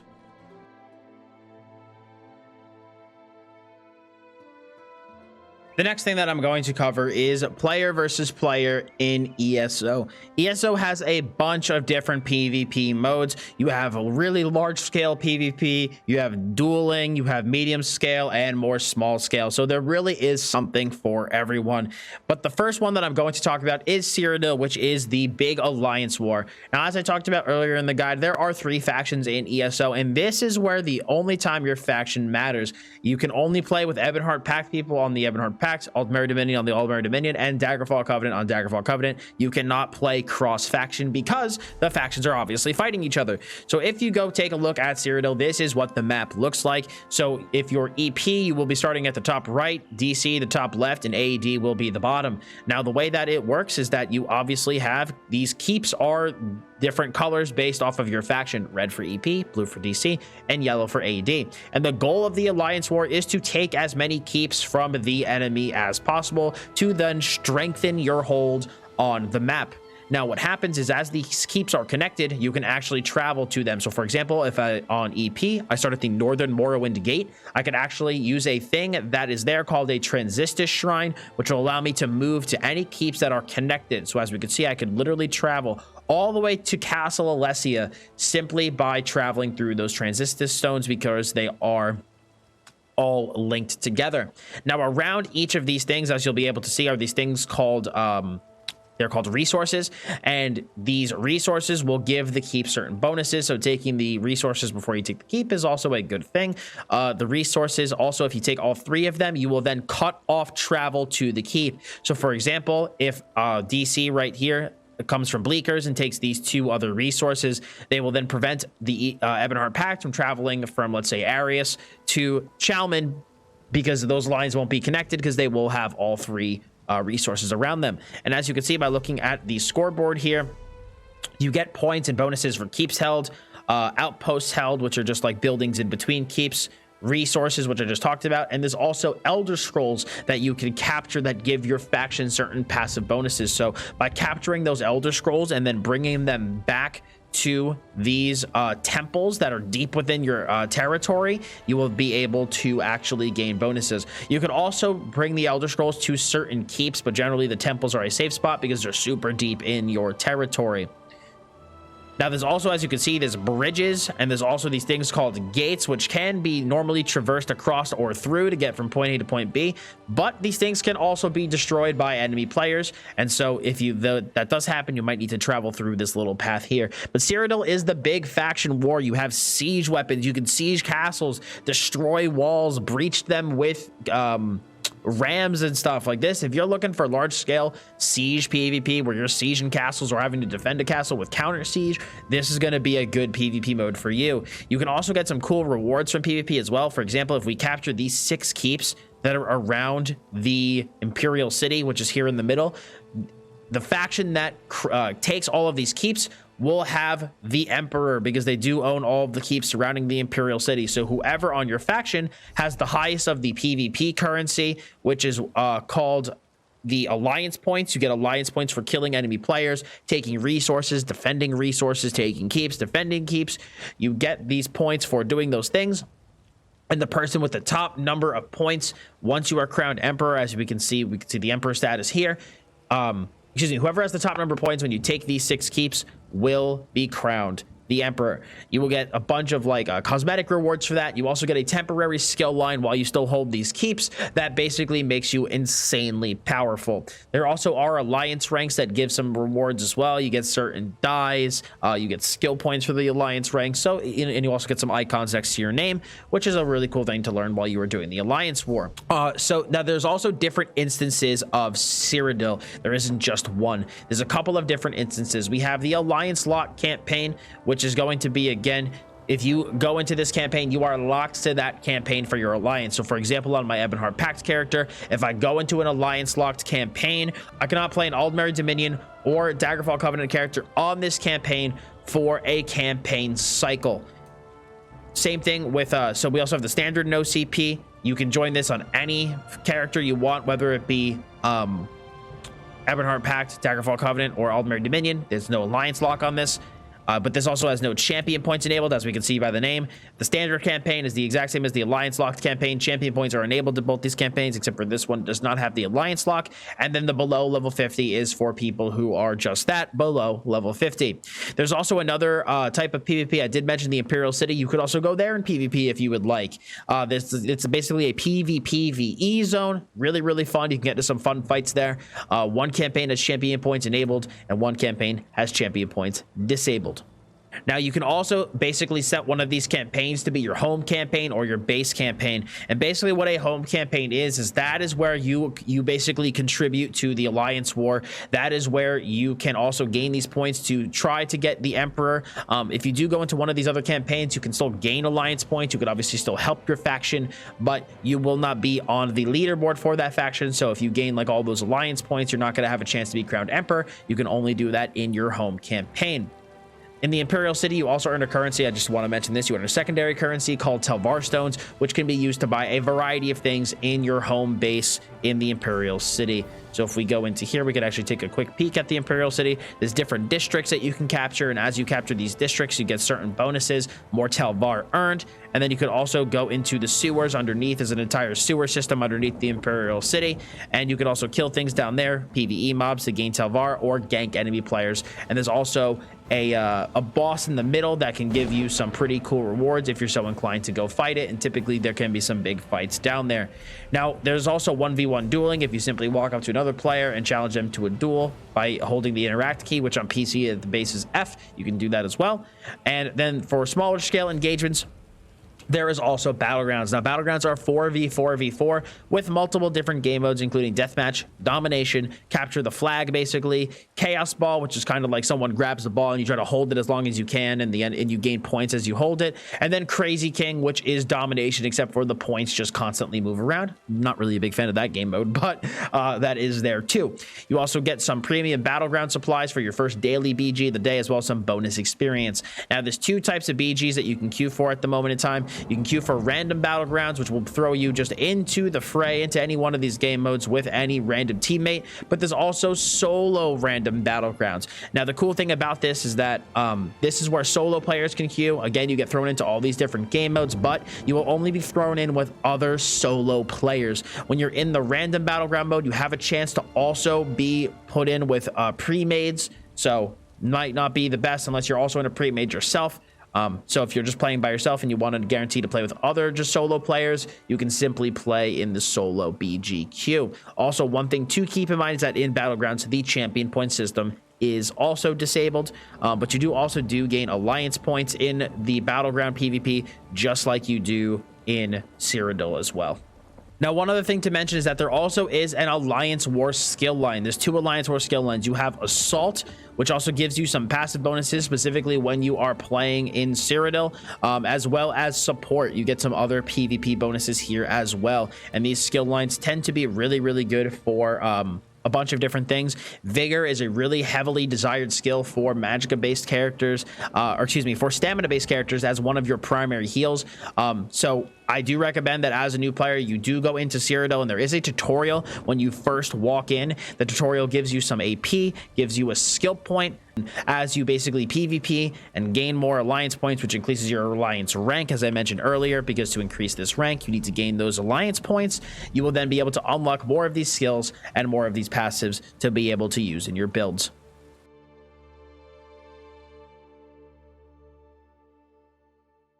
The next section that I'm going to cover is transmutation. So this was added in the Clockwork City DLC, and transmutation, in my opinion, is one of the best things that ZOS has ever added to ESO. And this basically allows you to change the trait of a weapon, gear piece, or jewelry item. So whenever you do various activities in the game, you can earn these transmutation crystals, and you need 50 of them to change the trait of an item.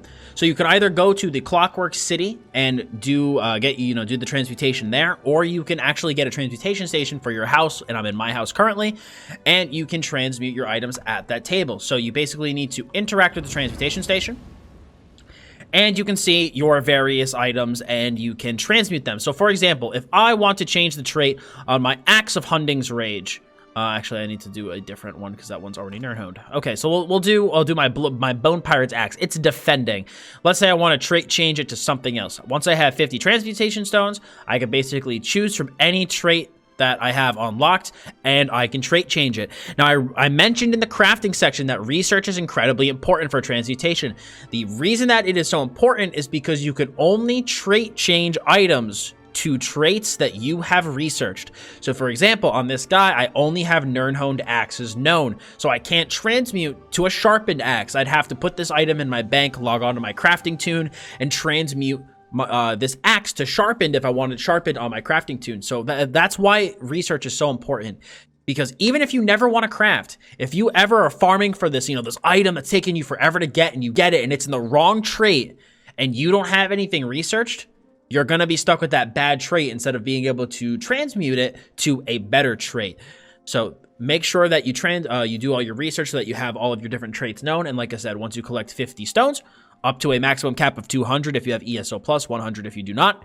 You can then change the trait of your item, and it will be shown by this icon if it is transmuted. So you can't transmute an item and then research it on another character.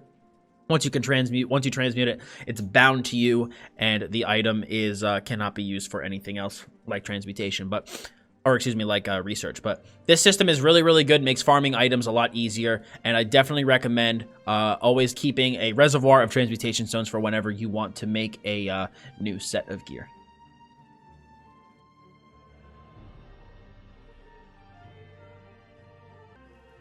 The next thing that I'm going to cover is the best way to level up in the Elder Scrolls Online. So I am of the opinion that for a new player, the best way to level up is to just quest. It's just how I believe, like how I think. I don't think it's a good idea as a new player to just straight up power grind your character to level 50 and start grinding up CP, mainly because, you know, your first trip through an MMO, you only get once. You only get that first experience with, you know, that bit of wonder that you have from being in a new world and experiencing the story and learning your character. Like that first time only happens once with a new MMORPG. So I really recommend that you guys just, you quest up your first time around, go to the different zones, explore some of the story, you know, queue your daily dungeons, queue your daily battlegrounds, and just have a good time and take your time. It's no rush to endgame. ESO is not a theme park MMO, so there's so much you can do even as a lower level player. It's the journey, the leveling journey in ESO is actually one of the best in my opinion. It's not like WoW where it's just like, you know, go get me 10 boar husks. Like it's a lot better. All the quests are voice acted. You get involved in the story. You have to make decisions in certain quests, and whenever you make those decisions, anytime you walk past certain NPCs, they're like, hey, you're the guy that did this. So it just really adds to the RPG element of the MMORPG that is ESO. But if you're like, Dots Gaming, screw off, I don't care, I want to power grind and just get to the end of the game, the best way to do it is to literally just kill mobs. That is the fastest way to grind up. Now, there are a ton of different grinding locations. You can do so many different things. Any area that has a high density of mobs will be a really good spot to power grind your character, especially if you are with a friend. If you're with a friend, you guys will gain an XP boost. So as a group of two, go out, kill, you know, find a high density area of mobs and just kill them all, and just literally do that until you're the level that you want to be. You could also do dolmens as well. If you do choose to do dolmens, I recommend the Alakir dolmen grind. So you basically just go from here and you rotate either clockwise or counterclockwise. It sometimes switches, but you can just bounce between these three dolmens and they'll be a good way to gain experience. Power grinding through farming mobs is a bit better. Overlands is better than instanced, by the way. But dolmens is a good secondary option for power grinding. But I really do encourage you, if you're a new player, to give the leveling process a try through questing. I think you'll have a much greater time that way. And plus, I think you'll learn your character a little bit better if you actually just progress, you know, pick up the skills slowly, get your passives, you know, kind of quest out, you know, and play with your skills, as opposed to just power grinding, getting to max level with all these skills and being like, I don't know what to do. Plus, whenever you do choose to level through questing, you're going to discover lore books throughout your questing adventures, Skyshards throughout your questing adventures, wayshrines throughout your questing adventures. And if you're just power grinding, you have to do all of those grinds separately after you just do your power grind. So that is something to keep in mind. Also, I did mention the guilds in an earlier section. Make sure you pick up your Mages Guild, Fighters Guild, and Undaunted first thing when you create a character. I want to mention that here in this section, just so that, you know, people here are looking for good ways to level. Make sure that you get those three guilds first, since they're very instrumental to your character's power, and it's going to be easier to get them leveled up while you're leveling than if you just if you grind them separately afterwards. It can be kind of a pain. Trust me, I've done it before, and it can get pretty boring. But hopefully, you know, you guys choose whatever leveling process works best for you and that you think you'll enjoy most, and these are some of the best ways to level up in ESO.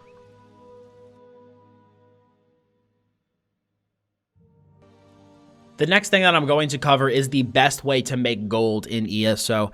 There are so many different ways to make money in this game. There are tons of different ways, and I'm not gonna say like there's one necessarily best way, or there's one this, there's one that. Like, there's so many different ways in this game that you can make gold. But the one thing I do want to highlight is doing writs that I did mention, those daily crafting quests that I mentioned in the crafting section.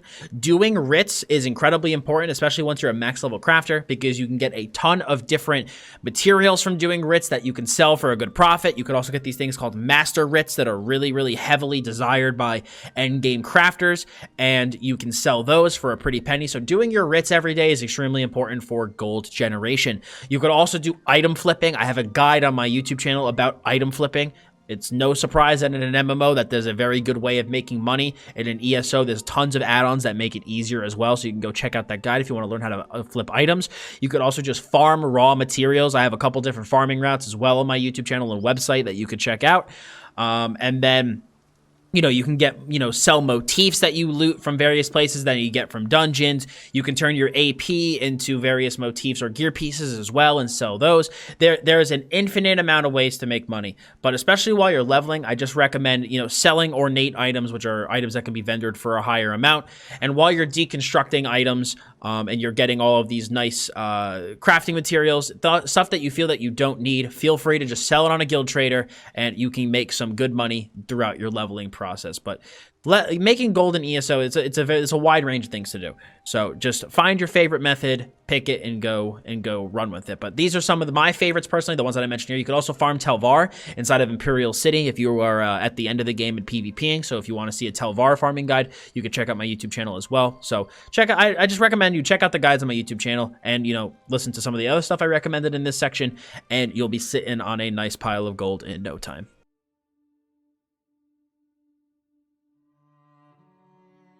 So for this section, guys, I want to go over builds, leveling builds, PvE builds, PvP builds, and solo PvE builds, and which ones you should use. So on my website, dotsgaming.com, I have a wide variety of builds. Like I said, solo PvE builds, group-based PvE builds, PvP builds, and leveling builds. And coming with Blackwood, I will have companion builds at some point as well. Now, like I said, have a wide variety. If you simply come to my website and go to the ESO tab here and then scroll down, you can see the variety of different build categories, and then you can just basically come down and pick whichever build you're looking for. Now, one thing I do want to mention specifically with my leveling builds here is that my leveling builds are a little bit non-traditional compared to other leveling builds. I personally think static leveling builds are kind of pointless.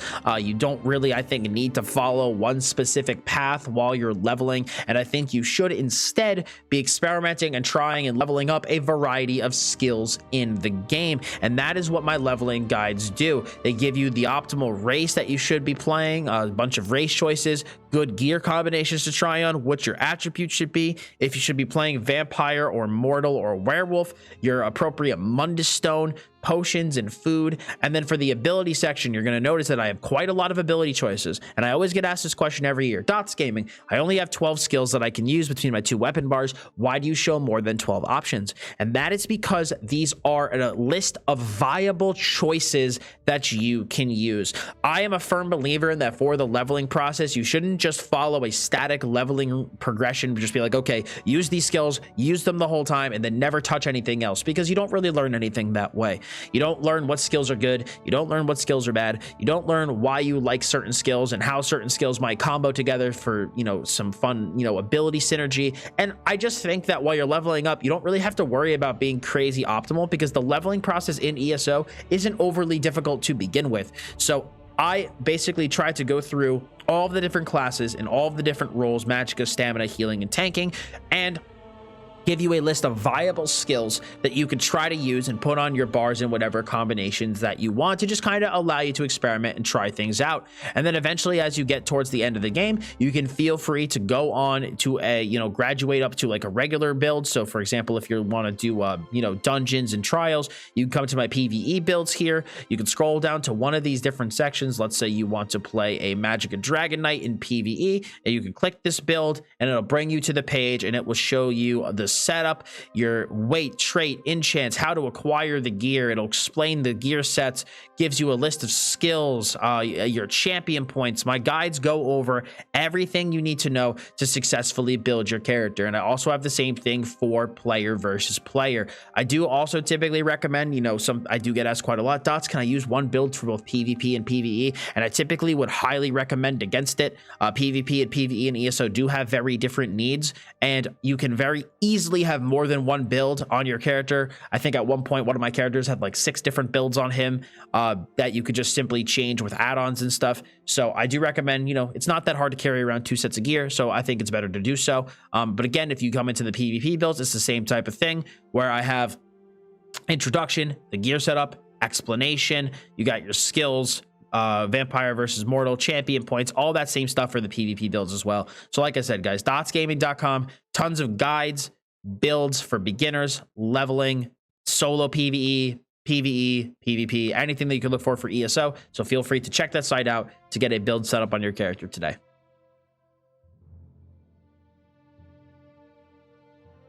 The next thing that I'm going to cover really quick are weekly vendors. So you have 2 different vendors that appear every single week from Friday to Sunday that offer different things. So you have the Alliance Point vendor, which is more commonly known as the Golden vendor, and that is located in the base camp of every faction in Cyrodiil. The vendor will spawn on Friday and despawn on Sunday. She will sell monster set shoulders in epic rarity. I will be going over monster sets a little bit more in the Undaunted Pledges section. And they have the trait options of impenetrable or infused, and she will also sell legendary overlands and dungeon jewelry with the trait either being arcane, healthy, or robust, and the items that she sells will vary from week to week. The luxury furniture vendor will also sell nice furnishing items that again will vary week to week for your in-game house, and they will also, like I said, spawn Friday and despawn on Sunday, with his goods again changing every week, and he will be located in Cicero's Food and General Goods Shop inside of the Hollow City of Cold Harbor. So be sure to check out these vendors weekly to know what loot they have and what items you can buy if you're interested. And if you join my Discord server, link in the description below, we have an ESO news tab where you can see every week what items are being offered by these vendors.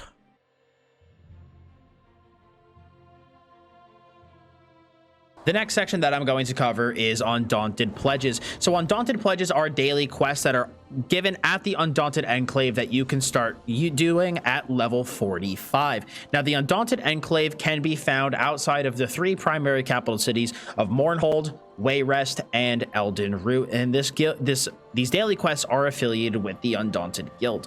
Now, the 3 quest givers that you are going to want to talk to for these Undaunted Pledges are Urglark Chiefbane, Glarian the Redbeard, and Maj al Ragath. Now, they give a variety of quests for specific dungeons, because again, that's what the Undaunted Guild is all about. And when you do the quests from these 3 NPCs, by beating these dungeons on certain difficulties, you get keys, which allow you to earn certain gear pieces. Now, Urglark Chiefbane gives the quests for the downloadable content dungeons, while Glarian the Redbeard and Maj al Ragath give quests for the base game dungeons. Now, if you complete their dungeon quests on normal mode, you get 1 key. If you complete them on veteran mode, you also get 1 key, but if you complete them on veteran hard mode, you get 2 keys. Now, basically, these keys are really, really important because they are used to unlock something called Monster Shoulders. Now, there's a 2-piece set that you can get in ESO that a lot of builds do take advantage of, and that's called your Monster Helm set, where basically the helmet that is affiliated with a certain dungeon monster will be actually obtained from doing the dungeon on veteran difficulty, while the shoulders are obtained from this place here, the Undaunted Enclave, by doing these pledges. So just let's take a look at one of the ones that I used for my Dragon Knight. Zon is a perfect example. I got the Zon helmet from doing the Scalecaller Peak dungeon on veteran, and then I got Zon's Epulse from doing the pledges here, and then unlocking the chests that can give me the shoulders. Now, the way that it used to be is that once you got these Undaunted keys, you had to actually come to these chests over here, and you would have a random chance at unlocking a piece of gear that you wanted. But thankfully, ZeniMax has heavily cut down on the amount of RNG required in this system, and you can actually get the shoulders from the people that give the quests. So let's say you get a bunch of keys, and you want to get a piece of like a monster shoulder from Glarian. You hit his store, and you have a bunch of options on what you can get. You can get the City of Ashcoffer, which can give you 2 different possible sets, Crypt of Hearts coffer gives you 2 possible sets. All of these different coffers can basically help kind of narrow down the set that you're looking for, giving you only 2 possible options that you can get. But keep in mind that this does cost 5 keys to be able to use one of these more specified sets, or one of these specified coffers, excuse me. If you would like to get the coffers for cheaper but have a larger loot pool, you can go for the mystery coffer, which again gives you a set from literally any one of these coffers at random. And it's good because you can basically see what sets they offer. So Glarian offers a set of gear. If you go talk to Maj, she offers a set of gear, so you can basically kind of mouse through and see which ones you're looking for. And then if you go to Urglord Chiefbane, you can also talk to her as well, and you can again scroll through these to see what your options are. Now, something that I recommend for all new players, like I mentioned earlier, you can start doing these dungeon dailies at level 45. But like I mentioned in the champion point section of the guide, gear cap is CP 160. So what I recommend that all new players do is you do these dungeon quests every single day from level 45 to champion point 160 and just absolutely hoard all of your undaunted keys. Once you hit CP 160 and your account is at gear cap, you can then come to these vendors and unlock any monster helmet that you actually are trying to get. Because you'll have all these keys saved up, you'll have a lot of chances to get the gear pieces that you're specifically looking for, and as long as you do them, you unlock them on your CP 160 character, you will be guaranteed to have gear capped pieces. So just a little trick to be able to give you a lot of chances when you first hit CP 160 to be able to get the gear that you're looking for, because then at that point, once you're champion point 160, you could also go run the alternative veteran dungeons as well and go get the helmets for the sets that you're looking for. So this section, like I said, guys, just wanted to go over undaunted pledges, explain what monster helmets are, and show that that these are definitely an important thing to do.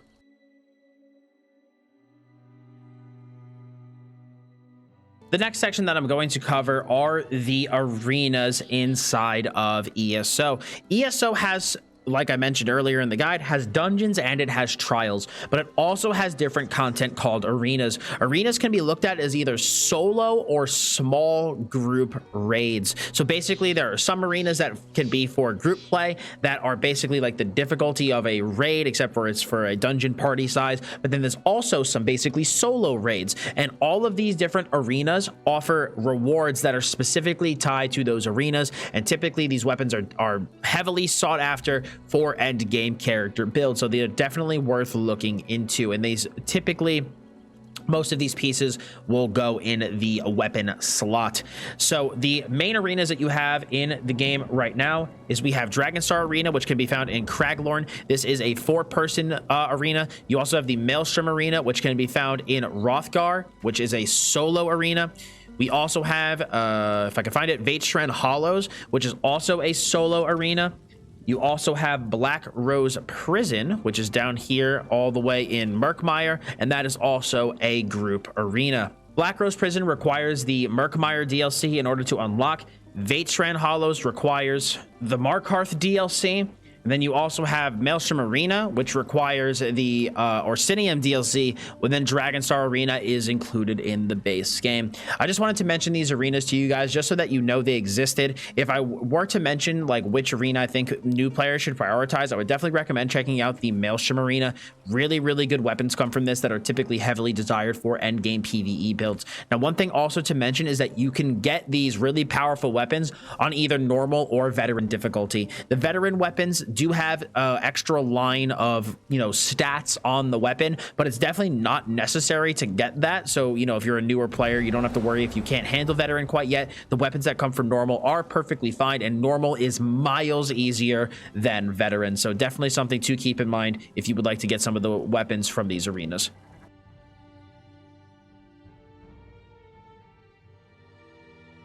The next thing that I'm going to cover is crowd control. There are 2 different types of crowd control in the game: hard CC and soft CC. So basically a hard CC is something that completely prevents your character from making any action unless you CC break it. That would be basically like something like fossilize. stunning them for 3 seconds. When somebody is stunned, they are hard CC. They cannot do and complete any actions until they CC break out of that stun. You also then have soft CC, which is something that basically controls your character a bit, but you're still able to complete actions. So if you're rooted, for example, that is a soft CC. You can still play your character, but your character's movement is restricted until you dodge roll out of that route. And then you also have something like a snare, which slows your character's movement, but you can still, you know, do actions and complete actions. And there are different immunities for these. There is a hard CC immunity, so once you CC break, you're immune to hard CCs for a short time, and once you get out of a route, you're immune to soft CCs for a short time. This was introduced in the Elsewhere chapter, actually. So there's a wide variety of CCs in the game. I just wanted to basically mention that they exist because some people don't know what that acronym means. It stands for crowd control. And specifically for PvP, you always want to make sure that you have some sort of hard CC somewhere on your bar so that you can stun your opponents and prevent them from completing their actions.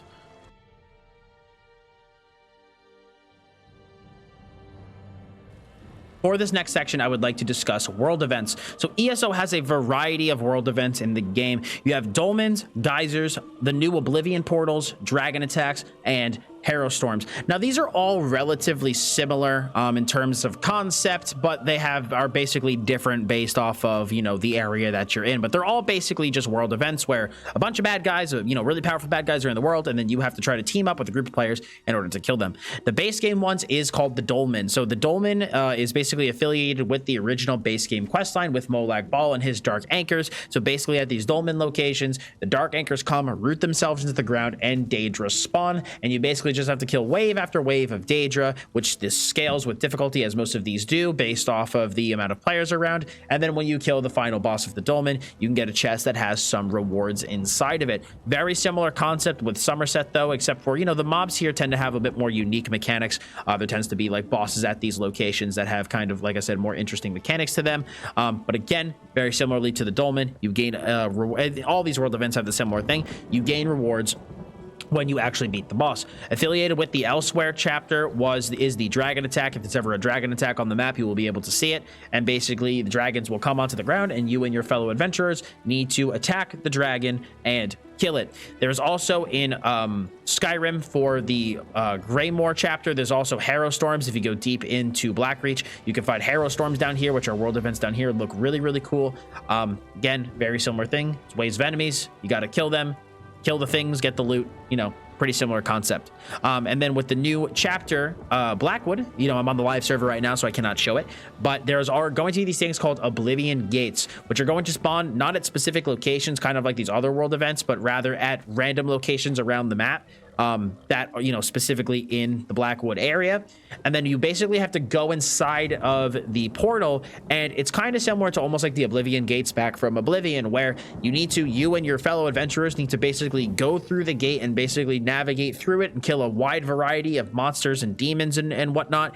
And the further in you go, the harder the waves of enemies get. But, you know, the further you reach, you will eventually get some good rewards from it. So these are just some cool world events that spawn throughout Tamriel that you are free to participate in with your friends if you kind of discover them as you walk upon them, or even if you're by yourself, you can participate in these and team up with other adventurers to take down the bad guys.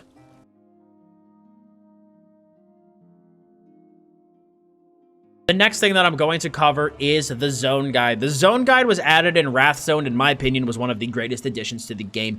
The Zone Guide basically shows you all of the things in the zone that you can do and help you identify where you need to go to start on that zone storyline, so that you're not doing side quests thinking, okay, I'm actually doing the story quest, but in reality, you're just doing some random side quest. So it shows you a bunch of different things that you've completed on the map, such as public dungeons, world bosses, you've gotten wayshrines, different delves you've explored, and as well as the story quests. And if you've won, and as well as some achievements for the zone. And what's cool is that if you want to do a story quest for the zone, you can simply do continue zone story or start zone story, and it'll show you on your map where you need to go to actually go on your zone story. So it really, really helps you guide you through each zone and show you, you know, okay, these are what the things that you need to do. These are some things that you haven't acquired yet or areas that you haven't explored. So it's a really, really helpful way if you're going into a new zone and you don't know where to start to get you started on your adventures inside of that zone. Antiquities is basically a mini game inside of ESO where you're going to get these things called leads, which tell you about a treasure buried somewhere in the world. You then have to scry that lead to find out where the treasure is, go to the location, find the dig site, dig up the treasure, and boom, it is now something you have in your possession. And the items that you can find in these dig sites vary from just basic furnishing items for your house, random trash gear that you can get dropped. But the big thing that people want to go for is one of two things: either the mythic items, which are the new one-piece set bonuses that offer a ton of additional utility and power to your character, but you can only wear one at a time, or there's even a new mount that you can get through this system. Now, what you're going to want to do when you get started with Antiquities is to go to Solitude in Western Skyrim and go to about where I am on the map, and you will see a thing on the wall that says calling all antiquarians, and that's going to be your starting quest. You're going to grab that and then go through the intro quest, and it's going to teach you all about scrying and all about excavation and how those processes work. But what's going to basically happen is that once you get a lead, which is the first step that you need to be able to scry, and you can get leads from a number of ways, from just either mobs in the world, in certain zones. You can get them from treasure chests, public dungeons, delves, lots of different places. You're going to basically get a lead, and then you're going to have to scry it. And now, as you can see on the screen, scrying is basically like Minesweeper, where what you're going to need to do is get all of these different symbols next to each other to kind of match up. You're going to click them and try to discover all of the various glowing circles you see, which are called foci. The more foci that you discover, the more kind of fine-tuned your area will be shown on the map. Like, as you can see, I only discovered a couple foci here. I still missed, I think, 2. So the area that is shown on the map where the dig site was a little bit larger, but if I discovered all of them, it would show me a smaller dig site, so it would make it easier to find. Then you simply go there, dig it up with your tools, go through the digging minigame, and then bam, you then have your item. Now, there are a couple different abilities that you're going to gain access to as you level up your 2 skill lines for these. So do keep that in mind, that as you level them up, you will get skill lines that make the scrying easier. Also, the leads have various levels, so the higher level the lead, the more difficult the scrying and excavation processes will be, but the greater the rewards. You'll also notice that when you do excavation and scrying, you will have little like stamina bars, so to speak. For the scrying, it is like at the bottom in that little vial, and for the excavation, it's at the top with that little like stamina looking bar thing. And once those run out, you will kind of fail the lead or the excavation, or you just simply will stop kind of where you are. And if you didn't get any bonus loot from the excavation, you only get what you have dug up so far. And for the scrying, if you just miss out on certain foci, like I said, the area where you're going to have to search from is going to be bigger. But overall, the system, I think, is pretty straightforward, and they've done a great job with the tutorial quest that kind of explains the system to you. But I just wanted to give you a brief overview here for the complete beginner guide to give you kind of a broad picture of what the system looks like. Now, do keep in mind that if you do want to level this system to max level and get everything that you need, you're going to need to farm up quite a lot of skill points, but I think between 25 and 30. So do keep that in mind, that you're going to need a lot of skill points when leveling these skill lines up to be able to farm max level leads. You'll also notice that you can find your available leads that you can scry listed in your journal.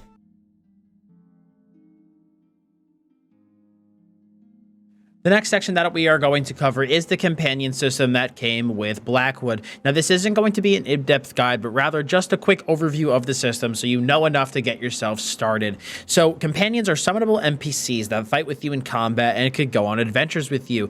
Now, they can quest with you, actually do dungeons with you, or do trials, but they cannot be summoned in PvP or solo arenas. Companions can be summoned or dismissed at will, very similar to assistants like Tithys and Nuzama, and they can give you passive non-combat bonuses while they're summoned. And I'm not going to go too deep into the specific companions to try to save some spoilers, but I will show you where to find them.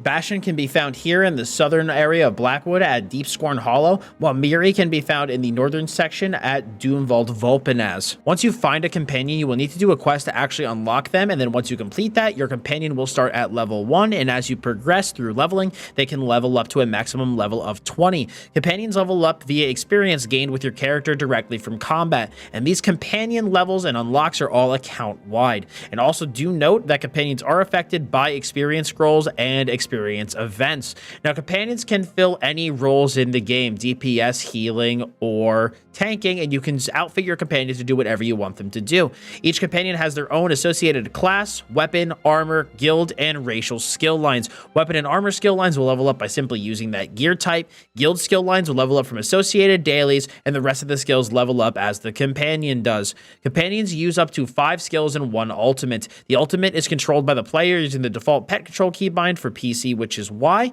and the rest of the skills, which have cooldowns, fire off in a priority system, with 1 being the highest and 5 being the lowest. So generally, I'd recommend putting your high skill cooldowns as the highest priority, like 1 and 2, and your low cooldown skills as a low priority, like 4 or 5. That way, your companion uses their bigger skills first as they come off of cooldown. Companions will also have their own associated gear pane, and the companion gear is a bit different though than what a player can equip, and the gear has its own unique companion traits, which are as follows: Quickened, which gives cooldown reduction; Prolific, which gives ultimate generation; Focused, which gives critical strike chance; Shattering, which gives penetration; Aggressive, which gives damage done; Soothing, which gives healing done; Augmented, which is an ability buff and buff duration increase; and Bolstered, which reduces damage taken; and finally Vigorous, which gives maximum health. Companions also do have a rapport bar, which is essentially kind of like a rep with that NPC. Rapport is gained by doing things that companions like while they're summoned, and rapport is lost by doing things that the companion dislikes while they're summoned.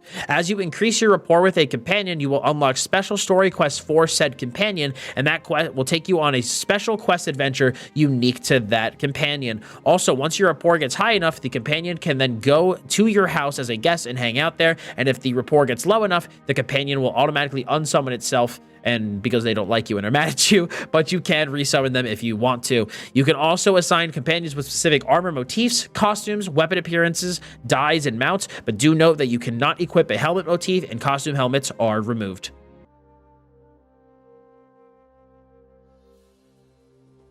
One of the single greatest quality of life things was added into the game. That is the Armory system, and it is this little table over here. And you can get this table for free. You thankfully do not need to buy it from the Crown Store. If you go into the Crown Store, you will see it. It will be in here if you just search Armory. I obviously can't get it because I've claimed it already, but you will see it in the Crown Store. You can pick it up for yourself and then place it in your house. And when you place the Armory in the house, you will be able to open it up and see this window. Now, basically what the Armory allows you to do is save character builds. So you're able to save your current champion points, your current attribute split, any gear you're wearing, your current abilities, and your any current like curses, or like whether it be vampire or werewolf, as well as your outfit. But at a base, you get 2 different profiles that you're able to make for yourself, and then you can unlock other ones for the from the Crown Store for 1,500 crowns. Now, I want to explain in one simple sentence how this system really works and the power behind it. So the Armory system, when you save a build, it basically takes a snapshot of your character at that current moment and saves it to this profile. So basically, wherever your skill points are placed, wherever your quick slots are placed, wherever your morphs are placed, wherever any of that stuff is, gets saved here. And then if I load up, let's say, my Stam build, it will then load up the current status of that character when I saved it. And a really cool thing about it is that once something is added to your build, it gets that little icon to the left of it, the 2 crossed swords and the shield. So you know, like, okay, this piece of gear, like, this is a part of one of my Armory builds, so I want to keep this in my bags so that I always have access to it. It obviously doesn't save like active buff food or anything, so you are going to need to obviously change your food as you change builds and stuff. It saves everything else, like takes a snapshot of it and saves it to a profile, which makes it very valuable. So guys, if you haven't already, go to the Crown Store, get the Armory table and place it somewhere in your house. If you do not have a house, you could also actually get a free housing voucher quest from the Crown Store as well. That'll allow you to go start like a quest to go get your first house. You can just get a basic apartment and then place the furnishing in your apartment, and then you'll be able to use it and access it. Now, with that being said, that is it for my Elder Scrolls Online Complete Beginner Guide. Hopefully you guys found this helpful and you did learn something from it. If you have any friends that are looking to get into ESO, feel free to send them this guide, as I think it would be a great tool to help them get started. If you guys did enjoy this video, I would appreciate if you left a like and a comment on it. It really does help in the YouTube algorithm to help this video get to more people. Also, if you guys want to watch other MMORPG content, I've started covering Black Desert Online a lot more in depth and is one of the main MMOs I've been playing recently. If you know other MMO content sounds interesting to you outside of ESO, please feel free to hit the sub button as well as hit the bell to keep the notifications on so that you do not miss an upload. Also, I do have my website, like I mentioned earlier in this video, dotsgaming.com, that has a ton of builds for both leveling and endgame, PvP and PvE. So basically any build that you could need, I have on my website. Now, like I said in the beginning, I like to update this guide every year because I think, you know, ESO is a good casual MMO, but it doesn't necessarily do the best job at teaching said casual audience how to get into the game. So I feel like this video acts as a good bridge to help people start their early days in the game. But I hope you guys enjoyed this video, and I hope you enjoy your time in the Elder Scrolls Online. And if you want to say hi to me live, you can also feel free to stop by my Twitch at twitch.tv/dotsgaming, live 5 days a week, Monday through Friday. So thank you all for stopping by today's video. I appreciate it a lot. Hope you have a great rest of your day. As always, I'm Dots Gaming, and I'll see you all in the next one.